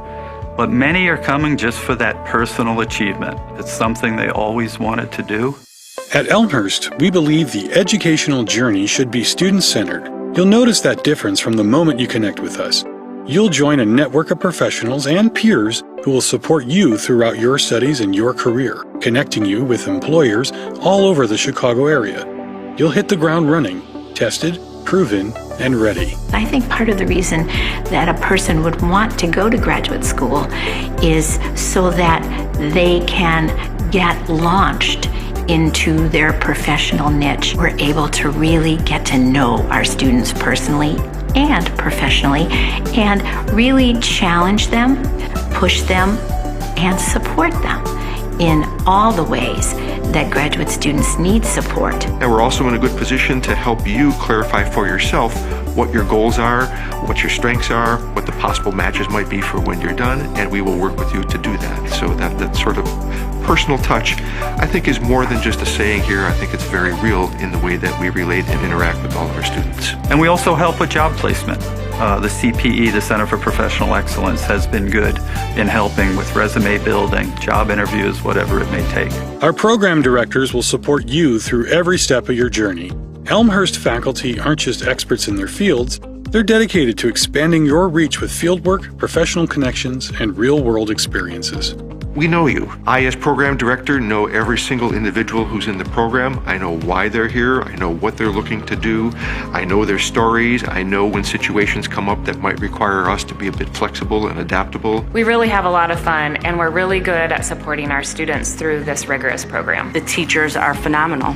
I can't ask for a better school to go to. By train or by car, from city or suburbs, our campus is easily accessible, and our proximity to Chicago, a world-class metropolitan center, means lots of opportunity for consulting projects, networking, and career advancement. You'll love the flexibility of part-time and evening options that allow you to move at the pace that works for you. In fact, some programs are offered entirely online. We're easily able to give individualized attention to our students. We can really personalize their education. Also connect our students with our alumni, building those relationships with their peers, building those relationships with their faculty members. Those students are able to make those connections and build lasting relationships for the future. One of the things that inspired me within Elmhurst is to take on bigger responsibilities. I'm taking a lot of experience from the things that everyone else has done and from this cohort and from Elmhurst and trying to develop this in our company. So overall, it's been a great experience. You know, if your company now values you,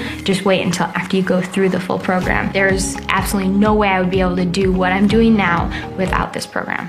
Built on 150 years of preparing students for successful careers and lives, Elmhurst University is well equipped for the future. So come tour our historic Arboretum campus and check out our top-notch facilities, from our state-of-the-art nursing simulation center to our speech-language hearing clinic and our small hands-on classrooms. You'll gain the skills you need to succeed. Graduate school is affordable, and I think more to the point. Welcome back to begin quarter number 3. Just about ready to begin third quarter action. Remember, Augustana won the toss, elected to defer to start the game, so they will get the ball first. 43 offensive plays in the first half for Augie, resulting in 211 yards of offense. The Blue Jays ran 26 plays for 71 yards. Augie had 12 first downs, Elmhurst with 2. 3 short yardage touchdowns by Ravelli. Tyler Ravelli with the 3 rushing touchdowns. 20-0 in favor of Augustana, and the third quarter is underway, and it's taken right at about the 6-yard line.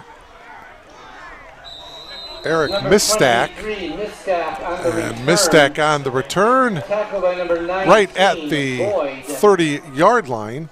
Tackled on the play by Gabe Boyd, grad student from East Aurora High School, making the special teams play, officially spotted at the 29-yard line. So out comes Thomas Hall and the Augustana Vikings. Halftime score at Carthage. North Central leading Carthage at the half, 31-7. Halftime score of that one. A couple of night games in the CCIW. Wheaton hosting Illinois Wesleyan. Carroll hosting North Park tonight. Jacob Brooks to the 31-yard line for a gain of 2. Antonio Carrillo making the stop for the Blue Jays, 2nd down and 8. 31-yard line, gain of 2, 2nd and 8. Just underway here in the third quarter. Opening kickoff temperature, 85 degrees. Sun behind some clouds here to start the second half. Hall on play action, and the pass intended for Bobby and Sarah. Incomplete. Colton Kraus was there on the coverage for the Blue Jays. It'll bring up 3rd down and 8 yards to go here for Augustana.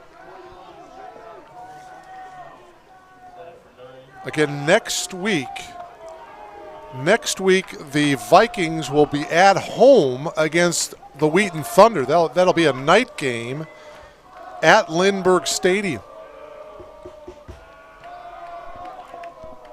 3rd down and long here for Hall. Straight drop. Over here to the near side, Craig Shelton with the catch. The pass is complete. It's going to be a first down, shoved out of bounds by Chris Reeves. But what a nice catch by Craig Shelton, the 6'1 senior.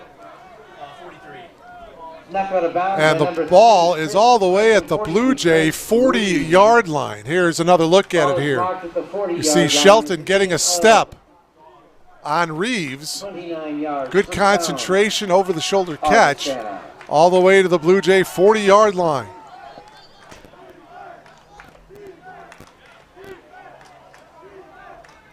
First catch of the game for Craig Shelton.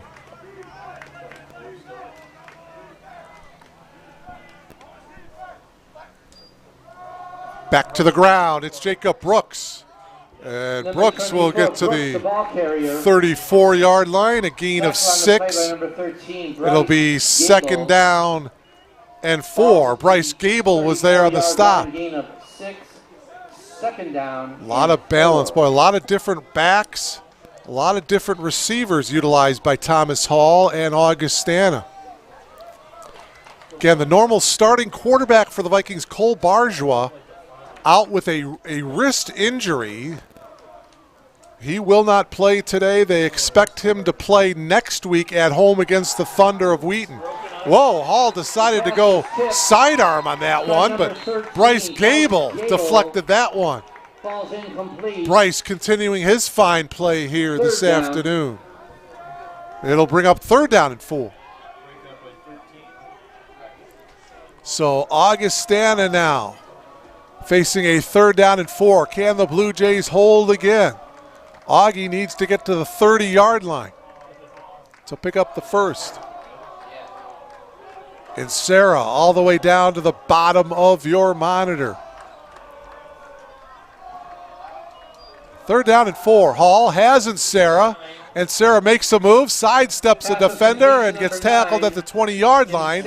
Enough for a first down. Stop by number 56. Needed 4, got 5. J.P. Fitzgerald in on the stop at the end of that play. Ball is marked at the 29. So a good catch by Insera, some fancy footwork after the catch, and Insera picks up a first down.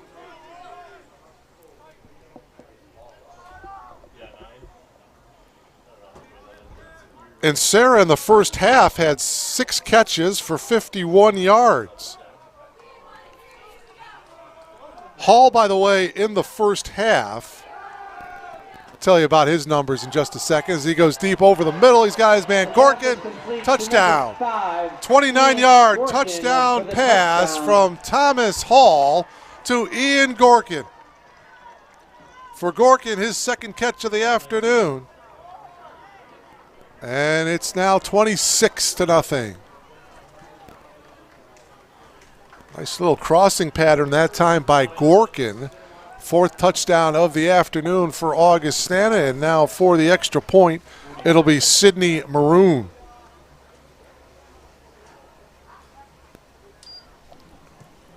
Extra point by Maroon is good to make it 27-0. First half numbers for Thomas Hall, the quarterback for Augustana. He was 11 of 20 for 116 yards. His longest pass was 22 yards to Tyler Ravelli. Meanwhile, Connor Buck of the Blue Jays, 5 of 11 for 34 yards. His longest pass was an 18-yard pass to Winston Brown. Buck was sacked a couple times in that first half as well. Aiden Pollock ran the ball 5 times for 28 yards.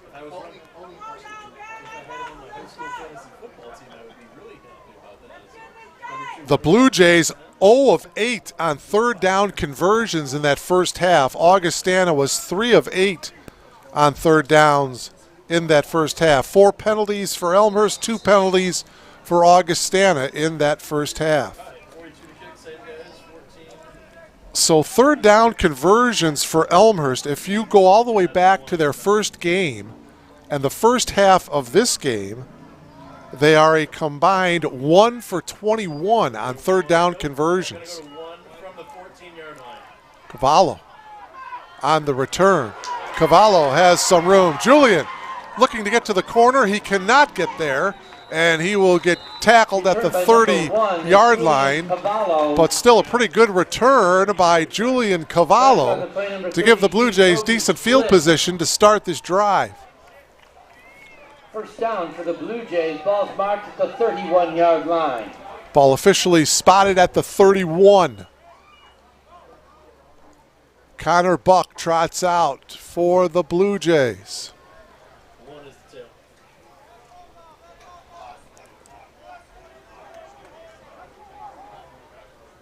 Two wide receivers to the top. Julian Cavallo, the tailback here for the Blue Jays. First down and 10. They fake it to Cavallo. Setting up the screen there to Gabe Holtke. Holtke breaks a tackle, has a first down, and goes out of bounds at the 45-yard line. 14-yard catch for Golke. First down for the Blue Jays. Ball is marked at the 45-yard line. First catch of the afternoon Gain of for 14 Gabe on the Holtke. play.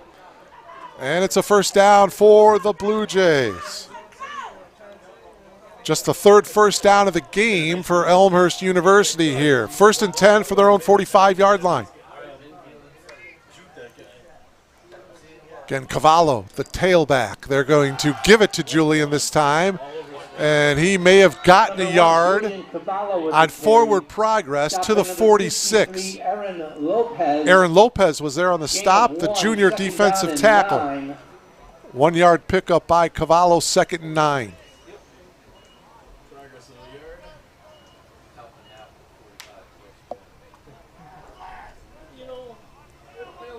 Brenner punted 6 times in the first half. Sidney Maroon just 1 punt in the first half for the Vikings. Here's Buck now out of the gun. 2nd down and 9. Straight drop. Pass is complete to Holtke again. And Holtke, on where he caught the ball, was right around the first down marker, but they're going to spot, well, 2 officials are on different spots of the field. The near sideline official has it right around the 45. And, well, all right, they're going to spot it a 46-yard line. couple yards. Well, now they're moving the chains. It's going to be 3rd and a couple. 3rd, call it 2 yards to go for Buck and the Blue Jays. Oh, Buck. The exchange between Buck and Cavallo, it was up in the air, and Buck just wisely decided to snap it out of the air and just fall down. But it's all the way back at the 48-yard line. 48-yard line. Loss Man, of 2 on the play. Loss of 2 on a key 3rd down and short, and now it's 4th down. And Brenner, at least for now, looking to punt it away here. And Sarah's back at his own 26. Well, the Blue Jays down 27-0. 4th down. Will you try to fake it here? Let's see what happens. Some motion. Brenner is still back deep, and the Vikings, anticipating perhaps a fake, call a timeout here.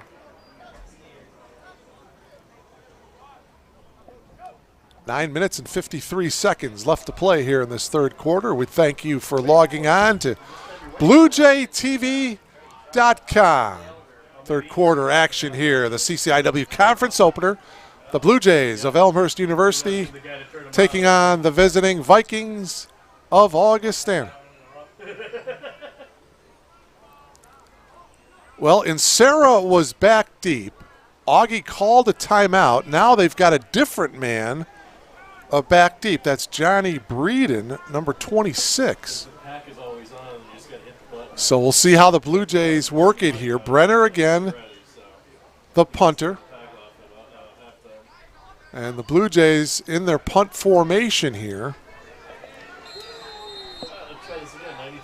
Breeden at his own 20. And now movement again. And they are indeed going to punt it away. Oh, my. It's off a good one. It's fair caught at the 20-yard line. So out of all that, Ryan Brenner indeed gets off the punt. Take another look at it here as Brenner gets it off. Breeden back at the 20-yard line. Thomas Hall back out on the field here for Augustana, leading his offensive unit. He's done a nice job in a backup role here this afternoon.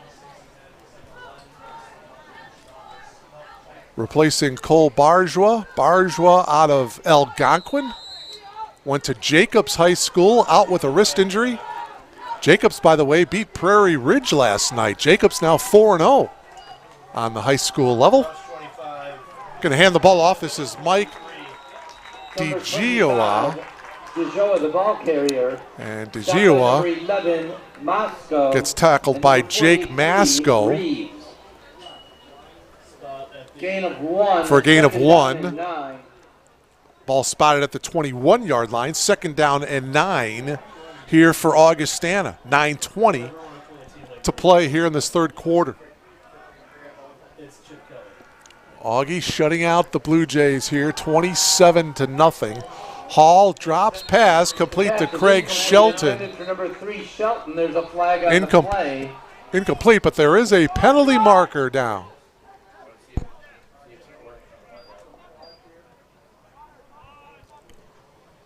Augie with 2 penalties in the first half. Elmhurst had 4 penalties in the first half. This one's going to go against the Vikings. Holding. Offense, number 77. 10-yard penalty from the previous spot. Still 2nd down. That's the right tackle, Kane Johnson, the 6'4", 290-pound junior, guilty of the hold.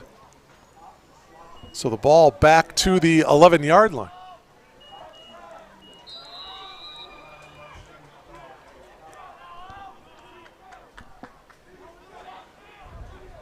Second down and long here for Hall and the Vikings. And Sarah goes in motion to the top of your monitor. Now he sets up in the slot. Hall looking to set up the screen, does to DiGioia, but there was Jake Masco, who made a great open field tackle on DiGioia. Masco having a good game defensively. Here you'll see it, setting up the screen to DiGioia. Masco came up and made the nice open field tackle for a loss of 1, back to the 10. 3rd and call it 20 now for Augustana. So barring a big play here, the Blue Jays should get the ball back in very good field position, but let's see what happens here on 3rd and 20. Hall setting it up the screen to Insera. Insera spins around, still going, all the way down to the 25-yard line. He's going to be 5 yards short of the first down marker. And so the punting unit coming on for just the 2nd time here today. Pretty good run after the catch by Insera. 4th down and 5. We are at the 8-minute mark. So out comes Sidney Maroon, who had a 25-yard punt back in the first half.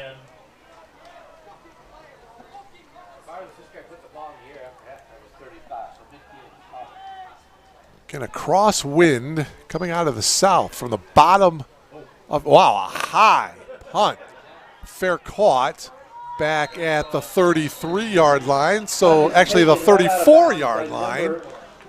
So decent field position there. Stabling, Trey Stabling with the fair caught signal. Did a nice job of catching the ball on the run. So the Blue Jays will have good field position here. They'll open this drive up 1st and 10 from their own 35-yard line.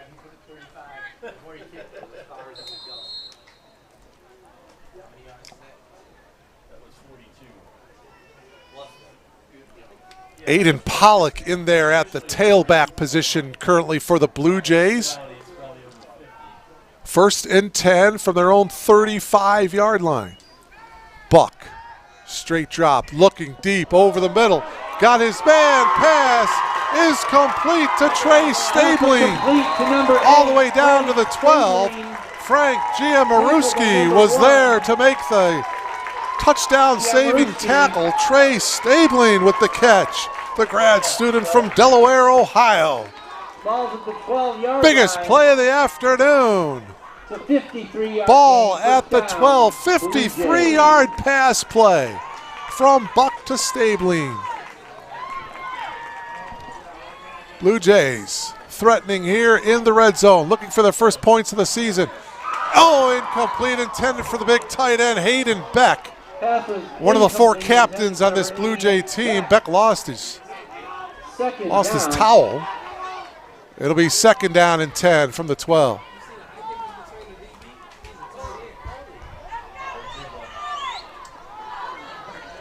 Well, that was a beautifully thrown ball from Buck to Stabling. 2nd down and 10. Pollock flanks out to the right of Buck. Buck looking that way, throwing. Incomplete. Pollock, the intended target, and now it's going to bring up 3rd down. third down. Take another peek at it here. Buck steps up nicely, just a little bit overthrown.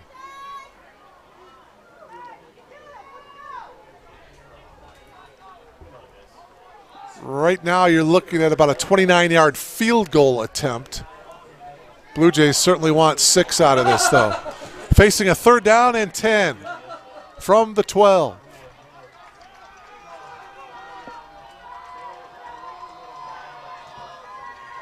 Buck fakes to Pollock. Ooh, on the far. Ooh, man, that ball intended for Gabe Holtke. It was nearly picked off by Frank Giamarewski.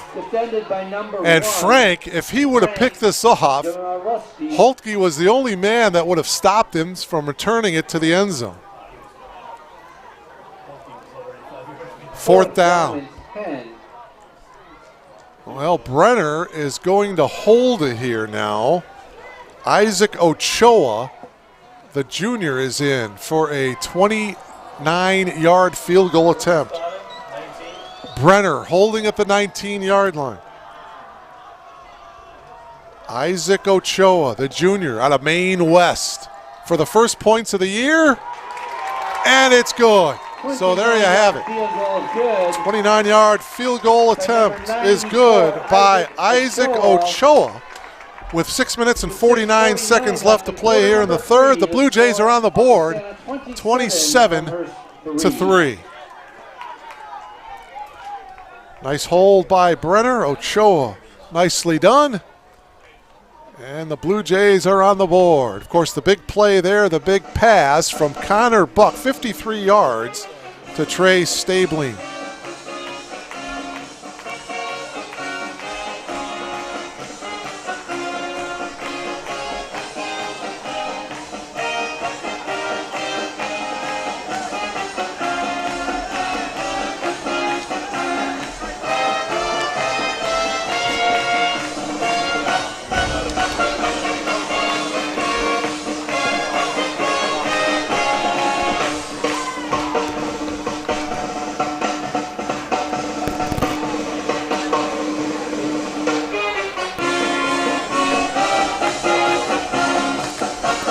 Eric Mistak is back deep for the Vikings. Awaiting the kick from Trey Stabling. Stabling holds up his right hand. Gets off a good one here. Mistak from the 7. And Mistak will get gang tackled by the Blue Jays just across the 20 to the 21-yard line. Official tackle there by number 35, Brett Von Schwedler. Grad student from East Leiden High School. And so the Vikings will take over here. 6 minutes, 41 seconds to play. Augie leading 27-3. Thomas Hall has gone the distance for the Vikings, just like Connor Buck has gone the distance at quarterback for the Blue Jays.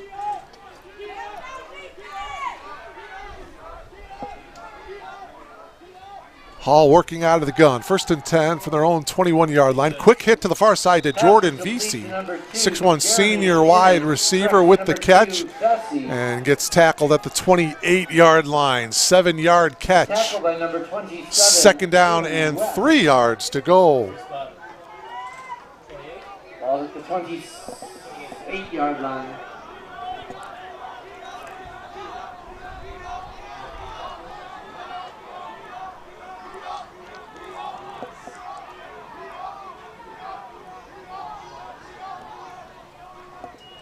Second and short for Hall. He's going to keep it.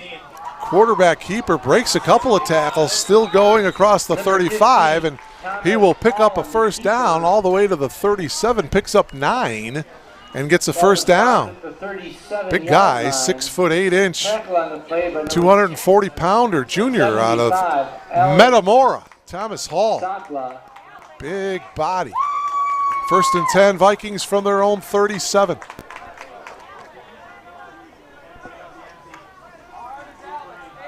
Augie with a season opening win 2 weeks ago against Rhodes.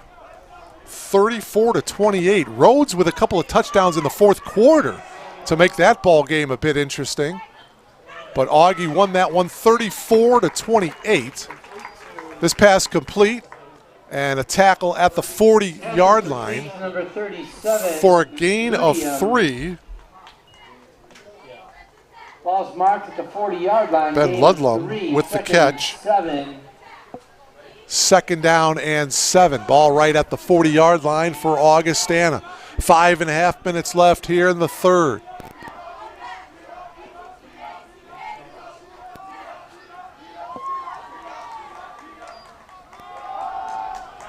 Hall's going to hand the ball off to Ludlum, and not much there. Right back to the line of scrimmage, no gain. William again with the carry, stopped by number 6, Jamin Gooden. Jamin Gooden.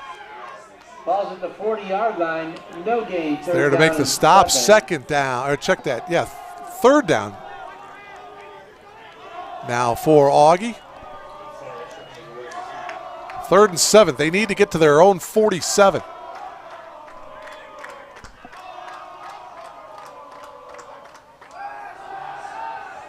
Hall has time, now rolls out, looking, fakes it, takes it himself, stretches forward, very close to the first down. Boy, he used that tall, all 6 foot 8 inches of him to dive forward. Watch it here at the end. Watch his right arm with the football, and that stretch is right where he needed to go, right at the first down marker at the 47. So a heads-up play by Thomas Hall, knowing where the first down marker was at. And they just barely got it. So he used all of his 6 foot 8 inch frame to extend and pick up a first. Ball 37, Ludlum. Number 37. And he gets into Blue Jay territory. Tackle on the play, number 27, West. Talon West was there on the stop for the Blue Jays. Gain of 6. Ball at the 48-yard line of Elmhurst, 6-yard gain, 2nd and 4. Augie running a lot of clock on this possession. Leading by a score of 27-3. 2nd down and 4. They need to get to the 43-yard line. Hall's pass incomplete to the far side. Pass was incomplete, intended for number 2. Jordan Vesey was there to make the diving effort, but he couldn't come up with it. 3rd down. So now it's 3rd down and 4 for Augustana.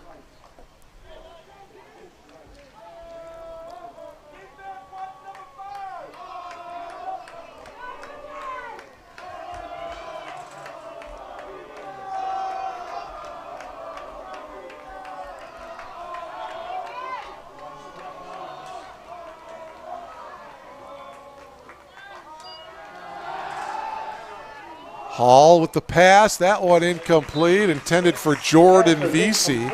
And it's going to bring up 4th down now for Augustana. For number 86, Jack Schmidt. So Sidney Maroon and the punting unit coming on for Augustana. Trey Stabling is back deep along with Quinton Perry. 2 dangerous return men for the Blue Jays. Awaiting the punt of Sidney Maroon.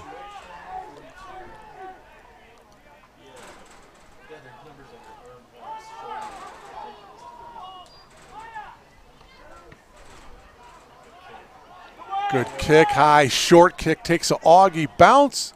It's going to go inside the 20 and stop right at about the 18-yard line. So that's where the Blue Jays will go to work. Connor Buck and the Blue Jay offense getting ready to go back to work here with 3 minutes and 8 seconds left to play here in the 3rd quarter. Augustana with a 1-yard touchdown run by Tyler Ravelli with 8 minutes and 30 seconds to go in the 1st quarter was the first score of the game. The extra point was no good to make it 6-0. Then a couple minutes later, another 1-yard touchdown run by Ravelli. Extra point by Maroon was good to make it 13-0. And then with 12:23 to go in the 2nd quarter, Another short touchdown run by Ravelli. Maroon's extra point Number was good. 32, Zach Norman with Zach the ball. Norman with the run here for 40, the Blue Jays. And that was your halftime score, 20-0. Also in on the tackle. Touchdown here in this third quarter for Augie. Gain of 1, And a second and 29-yard field goal by Isaac Ochoa, giving the Blue Jays the 3 points. 27-3.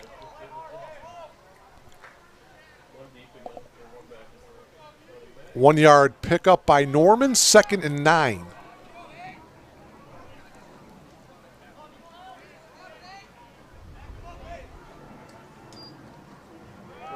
Buck handed off to Cavallo. Rondé Worrells, just a freshman linebacker, with the tackle on Julian. He'll get brought down just across the 25. Ball's marked the 26-yard line, gain of Ball 6. at the 26, so Third give and Julian 3. a 6-yard rush. 3rd down and 3.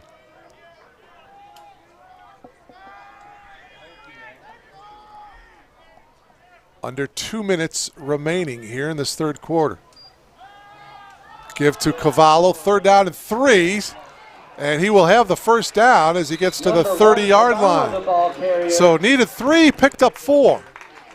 They'll move the chains here as we are at the 142 mark of this third quarter. 40, wait. Ball is marked at the 30-yard line. The first down for the Blue Jays.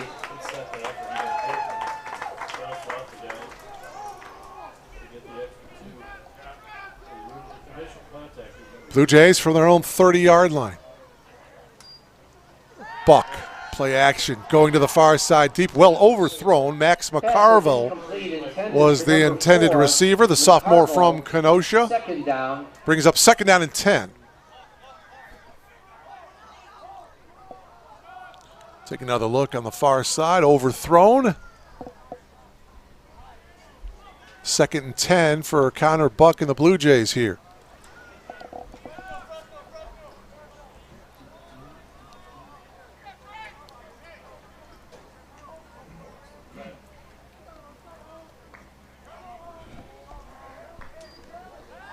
Second down, far side. That one is Pass was caught. complete.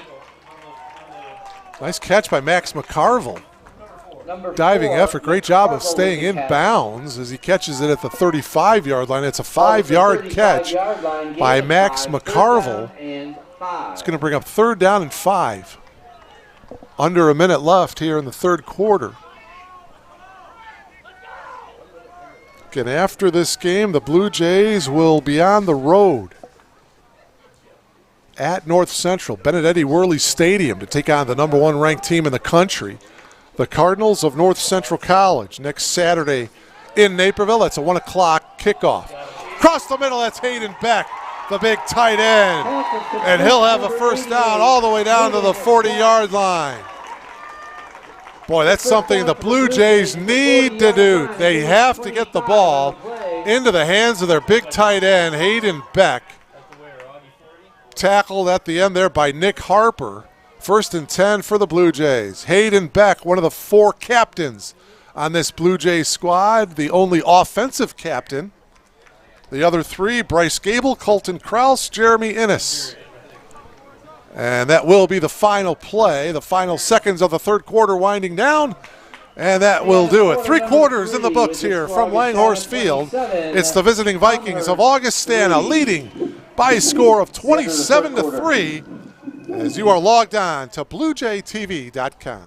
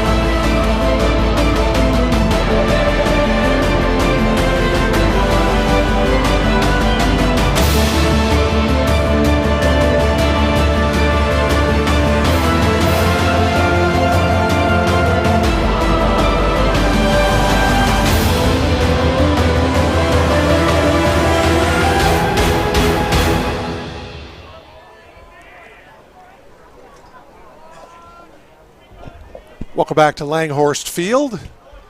3 quarters of football in the books here. Augustana leading by a score of 27-3. We thank you for logging on to BlueJayTV.com. Big catch by the tight end Hayden Beck.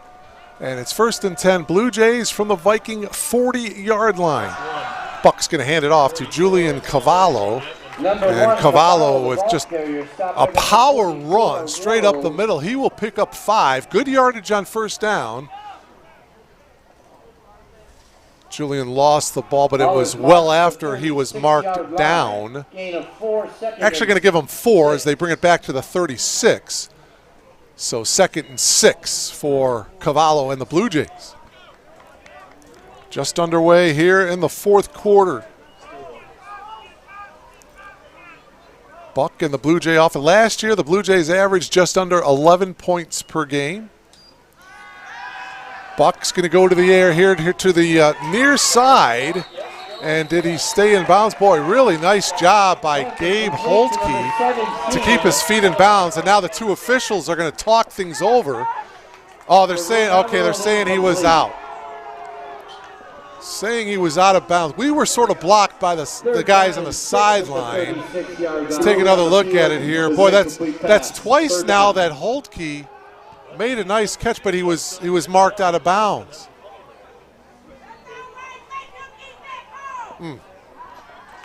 3rd down and 6. Bad break for the Blue Jays.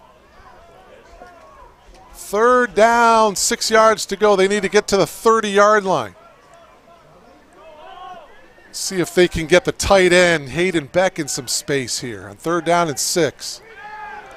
Nope, instead Buck looking the other way. Winston Brown with the catch. Winston Brown with an excellent catch. Nick Harper with some pretty good coverage here on the near side. Buck to Brown. And it's going to be 1st and goal for the Blue Jays. Great catch by Winston Brown. Just a sophomore. 31-yard catch by Winston Brown. He was the leading receiver a year ago with 43 catches. Comes up with a big one here. 1st and goal, Blue Jays from the 5.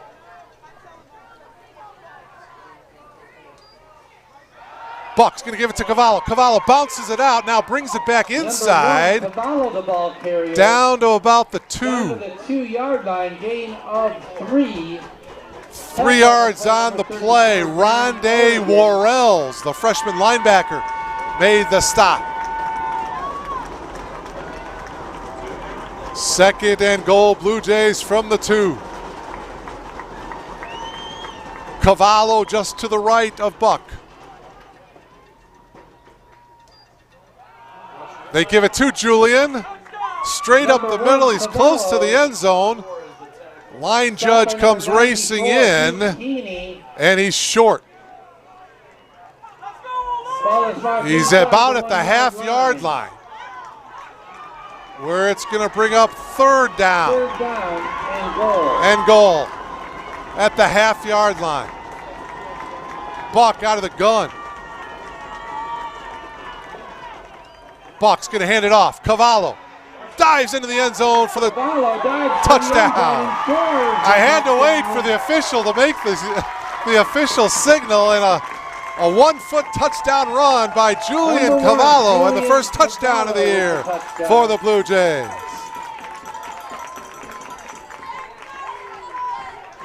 So Julian Cavallo, the junior out of South Bend, Indiana,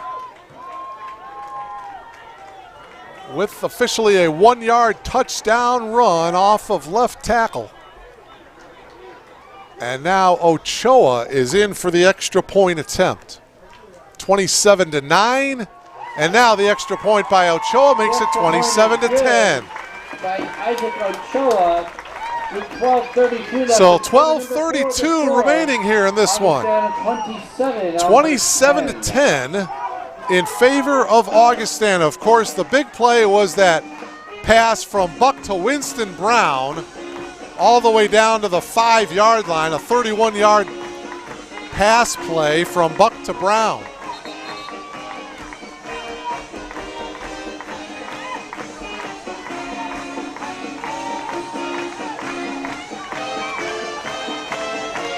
So Trey Stabling will get set to kick it away here for the Blue Jays. And that has to give the offensive unit a little bit of confidence. Not sure if they're going to come all the way back here today, trailing by 17 here in the fourth quarter, but give them a little bit of confidence heading into next week's game, which obviously is going to be awful tough. First of all, playing on the road in this league. Second, playing the #1 ranked team in the country. The Cardinals of North Central College next week for the Blue Jays. Kick taken at the 19-yard line across the 30 and tackled at the 33-yard line. That was Eric Mistak. It's a pretty nice return for Augustana. 12:30 remaining. These Augustana Vikings will have a tough one next week as well, as they will host the Thunder of Wheaton. Wheaton with an overtime loss in their season opener against Trinity of Texas. Wheaton coming into their game, they play tonight against Illinois Wesleyan. Hall working out of the gun, setting up the screen here to Bobby and Sarah. And Sarah gets the angle as he gets across the 40-yard line to the 42-yard line, about a 9-yard catch and run. It's going to bring up second down and a yard here for the Vikings. 2nd and 1. Tyler Ravelli lined up as the tailback here for the Vikings. 2nd and short as we come up on the 12-minute mark of this one. Ravelli will get the call. He'll have the first down as he'll get to the 48-yard line. Pickup of 6 and a first down for the Vikings. Well, they're actually going to bring it back to the 47-yard line. So officially a 5-yard pickup. 47-yard line to first down for Augustana.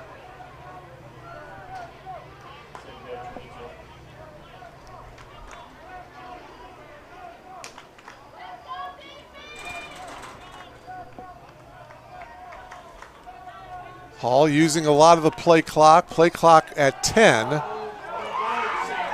Faked the screen to Insera, he kept it, oh my. Hall, fortunately the ball run right back into the hands of Thomas Hall, and the Vikings are awful fortunate to get the ball back. Riley Eastman was there to cause the disruption, and Hall got it right back. Boy, Augie. Very, very fortunate to keep the ball. It's back at the 40-yard line. So it's going to bring up second down and 17. See if the Blue Jays bring the linebackers here again here. Second down and long. 4-man rush. Hall gets it off, dumping it underneath to Jack Schmitz, and he'll get tackled at the 49. I checked that. That's Breeden. Gain of 9 to the 49-yard line. Johnny Breeden brings it to the 49-yard line. It's going to bring up third down and 8 for the Vikings from their own 49. Just over 10 minutes to go here in this one. And Sarah's the motion man. Hall has some time, lets it fly, and the pass complete to Craig Shelton. Pass complete to number 3, Craig Shelton. Right at the first down marker, and it will be enough for a first down. First down for the Vikings. Nice route that time by Shelton. Caught the ball, went out of bounds right at the first down marker, and it's 1st and 10, Augustana. Ball at the 43 of the Blue Jays. Boy, Thomas Hall, 6'8". 1st and 10, Augustana.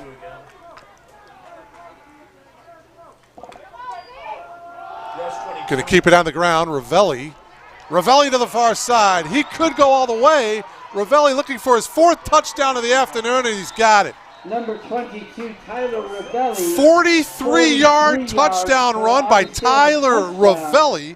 His 4th touchdown of the afternoon. Injured Viking down at the 42. Moving on the field is a touchdown. Timeout for an injury. Officials timeout here for the injury, but boy, what an afternoon by Tyler Ravelli. 3 rushing touchdowns in the first half. He's got another one here in the second half to make it 33-10. Awaiting the extra point with 9:27 to go.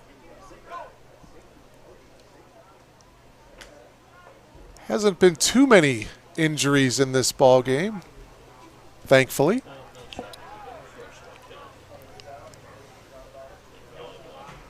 But the Blue Jays with a field goal and a touchdown here in the second half.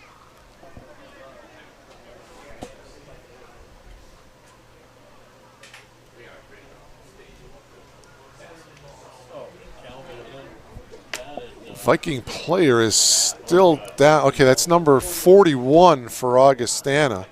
That's Tag Gramp. As he is up now under his own power. Getting some help. Not putting any pressure on that left leg. Bobby and Sarah will hold here for the extra point. Sydney Maroon will come on for the extra point here for the Vikings.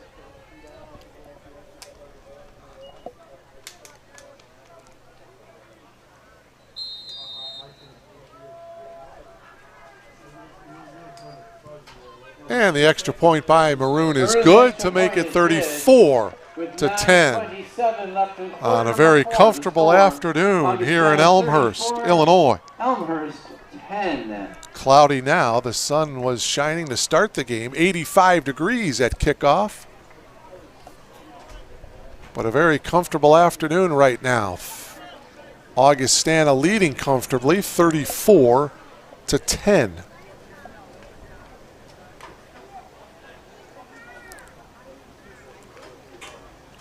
Again, next week we mentioned Elmhurst will be on the road against North Central.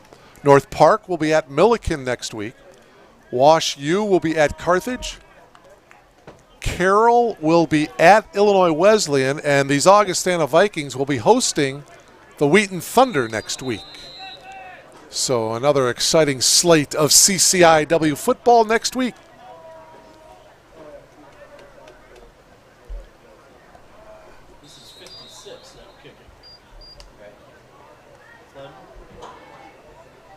Joran Clem looks to kick it away here for Augustana, sophomore from Columbus, Ohio.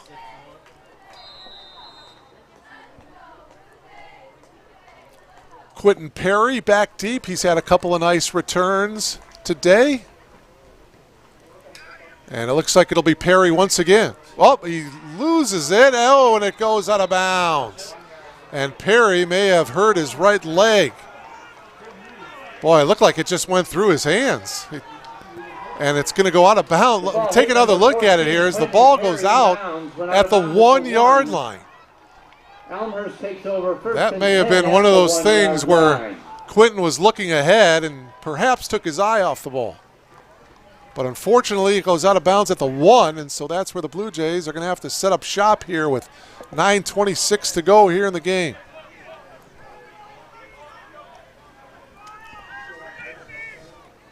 See if the Blue Jays can get some breathing room here. Going to start from their own 1 yard line.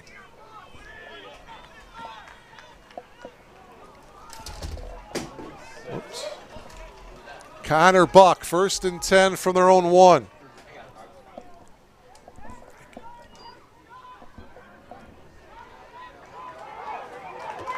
Well, here is Pollock, Aiden Pollock indeed getting the breathing room as he gets across the 15 to the 16-yard line, a gain of 15. Pollock, the ball carrier. Tackled by number 39. Tackled on the play by Ruckus Hunkins, the linebacker. So a nice run that time by Pollock to get the first down for Elmhurst. Boy, you can really see a little bit of confidence brewing with quarterback Connor Buck. He's thrown some nice balls here in the second half and feels a little bit more confident there in the pocket for the Blue Jays.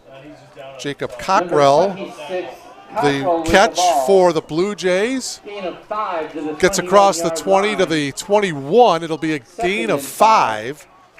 5-yard catch by Cockrell.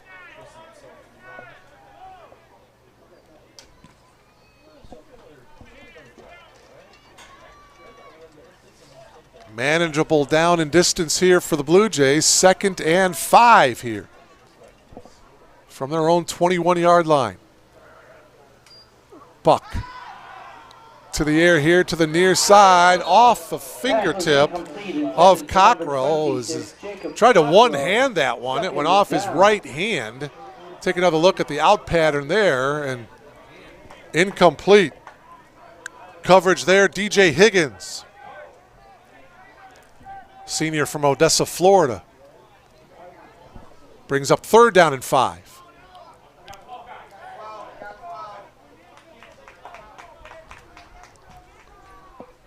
Viking coming off the field late.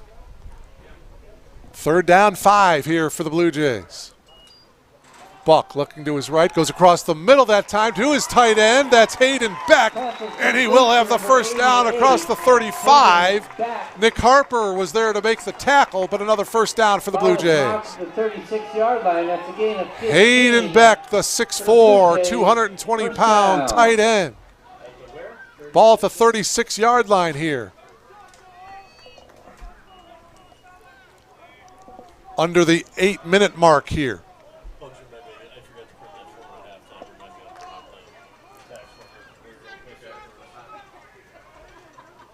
The Vikings defensively, several of their second unit players out there, but nevertheless, Blue Jays looking good. Now it's Cavallo.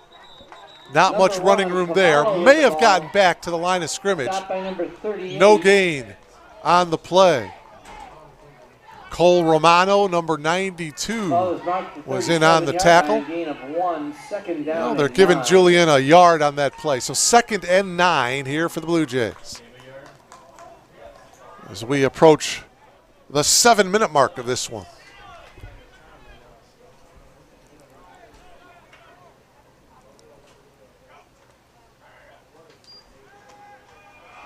Blue Jays keep it on the ground. It's going to be a first down and more here for Pollock.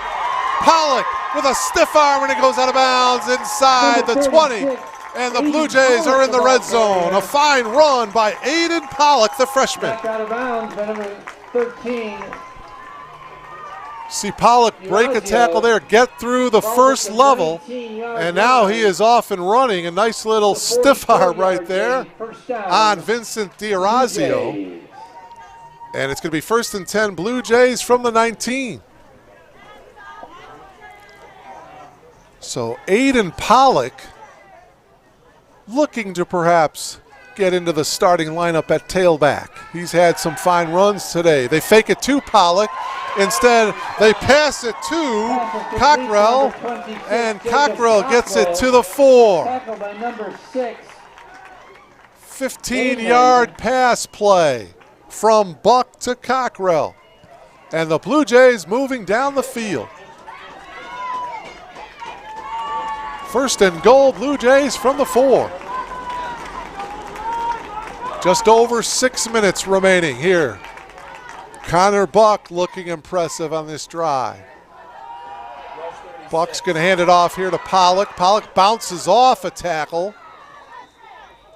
He was nowhere to go straight up the middle, and then he bounced it to the right just a little bit and picked up a couple. Now we've got a from the 2.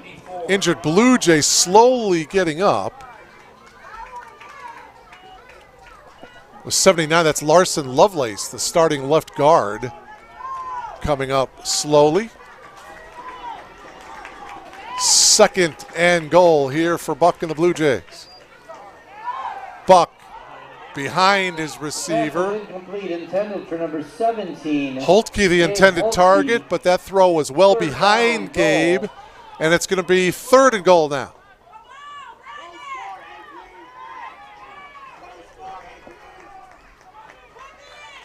Post pattern by Holtke. Again, the ball behind Gabe.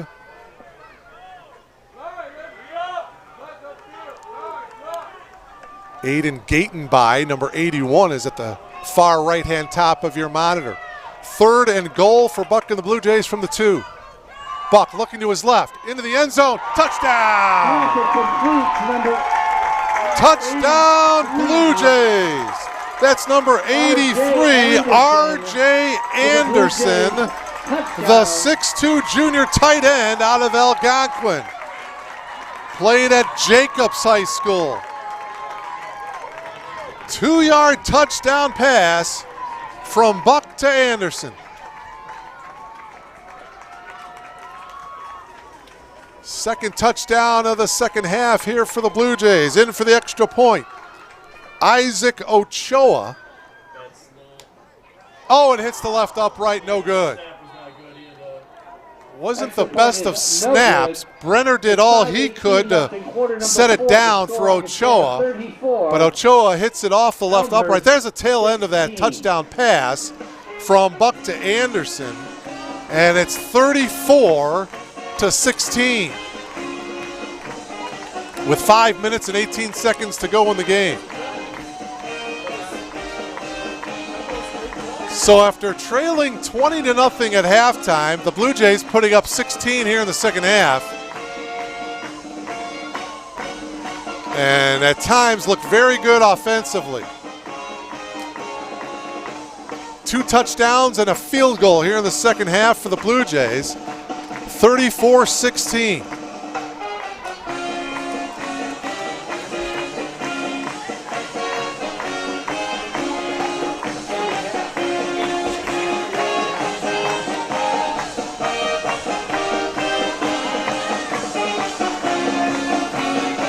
Junior quarterback Connor Buck, it looks like he is gaining confidence back in the pocket here in the second half.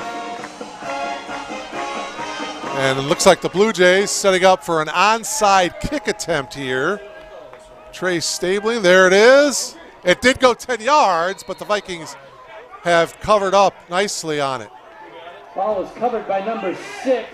Ball was covered up Vainman. By David Vainman. And where are they spotting it? It looks like they're standing right around midfield. At the 50-yard line. All right, so they're giving it to Augustana right at midfield, it looks like. Well, now it's back at the 49.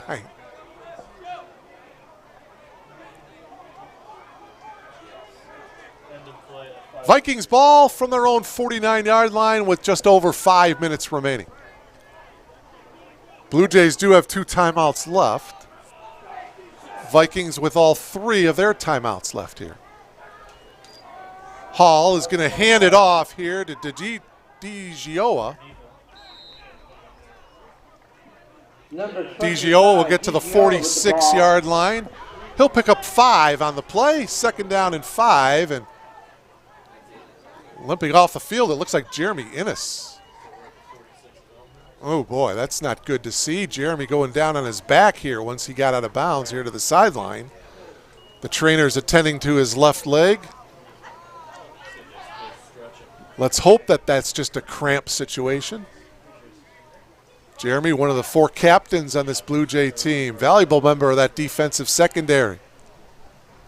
2nd down, 7 yards to go. They're going to hand it off to Brooks. Brooks has a 1st down and more for Augustana as he is inside the 30 down to the 29-yard line. West on the tackle for the Blue Jays. So a nice run that time by Brooks. The 33-yard gain, 1st down Vikings. Nice trio of running backs. Brooks, DiGioia, of course, Ravelli with 4 touchdowns today.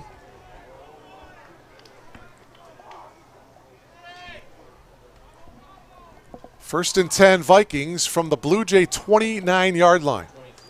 Brooks on the carry again. Brooks puts his shoulder down and Brooks with the ball. brings it down to the 23-yard line, a pickup of 6. Ball is marked at the 23-yard line, gain of 6. Second down and 4. Second down, call it 4 yards to go, and we've got, what, officials timeout here. Devin Schmidt down again. Second time that Devin has gone down today. Looks like the trainer attending to his left leg area, his left knee, which is not good to see.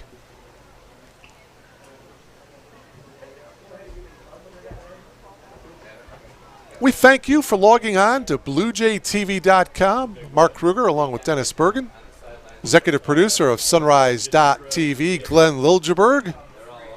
Glenn and his production company responsible for bringing you all of Blue Jay football, Blue Jay volleyball this season. We thank him for his efforts. Special thanks to Kevin Juday, the Director of Sports Information here at Elmhurst University, for providing us with all the stats, the game notes, the rosters, and once again providing us with a nice lunch here at halftime.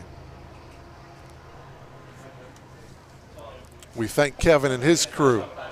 Well, Devin up now under his own power, getting helped off the field. A couple of his big teammates. Well, now it looks like the trainers have got him okay. Second down and 4 here for Augustana. The ball at the 23-yard line of the Blue Jays. So it looks like Augustana will improve to 2-0 on the year. Season opening win against Rhodes, 34-28. And it looks like the Blue Jays will fall to 0-2 on the year. Handoff there to number 37, that's Ben Ludlum, the ball carrier. the freshman out of Algonquin. Blue Jays with a season opening loss to University of Wisconsin River Falls. Both of these two teams had bye weeks last week. And it's now 34-16 Vikings as we are at the 2:45 mark of this one. Again, both of these two teams facing nationally ranked teams next week. Blue Jays in Naperville to take on North Central. Augustana at home next week against Wheaton.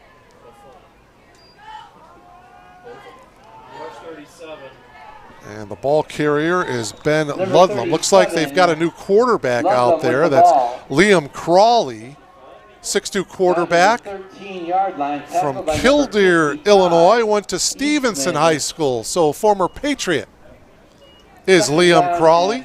4. As we are at the 2-minute mark of this one. 2nd and 4 for Augustana. Liam Crawley working out of the shotgun. So he is in there replacing Thomas Hall, the 6'8 backup quarterback. Boy, Hall did a really nice job this afternoon. Crawley handing it off this time. Here's Ludlum, and he will go nowhere. Bryce Gable still working hard, picking up yet another tackle for the Blue Jays. Loss of 1 to the 14-yard line.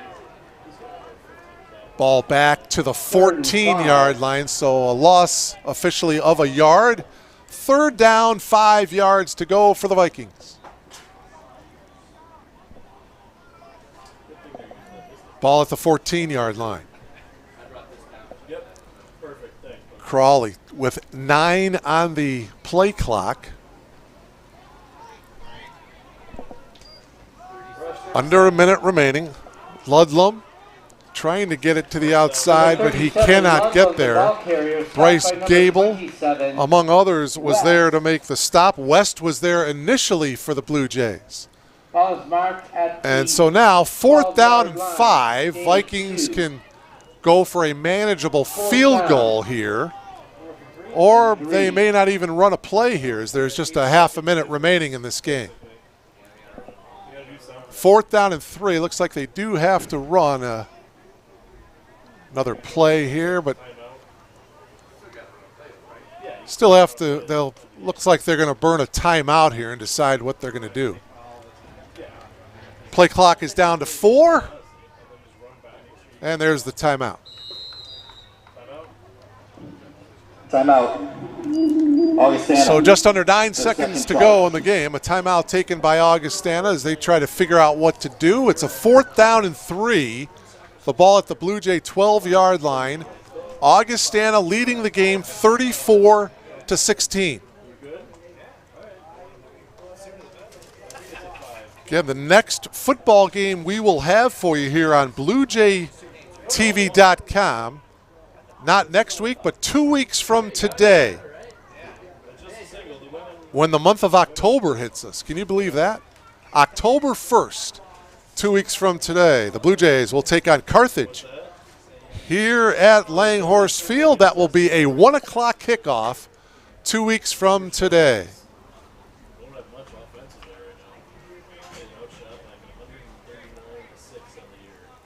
So after talking things over, 4th down and 3 here for Augustana. And it looks like they're just going to run a play here. Liam Crawley working out of the gun here. 4th down, 3 yards to go. Just under 9 seconds to go in the game. They're going to hand the ball off to DiGioia, and he goes out of bounds with 3.6 seconds to go. So the ball will go to the Blue Jays here. Turn the ball over to Elmhurst on downs. And I would think Buck would take a knee, I would think, deep in their own territory. You certainly don't want to give up any points late in this game on a fumble or anything like that. Snap the ball, take a knee, and move on and head and prepare for North Central College. So Connor Buck, who has gone the distance at quarterback today for the Blue Jays. Augie with 4 defenders all the way back in their own part of the field.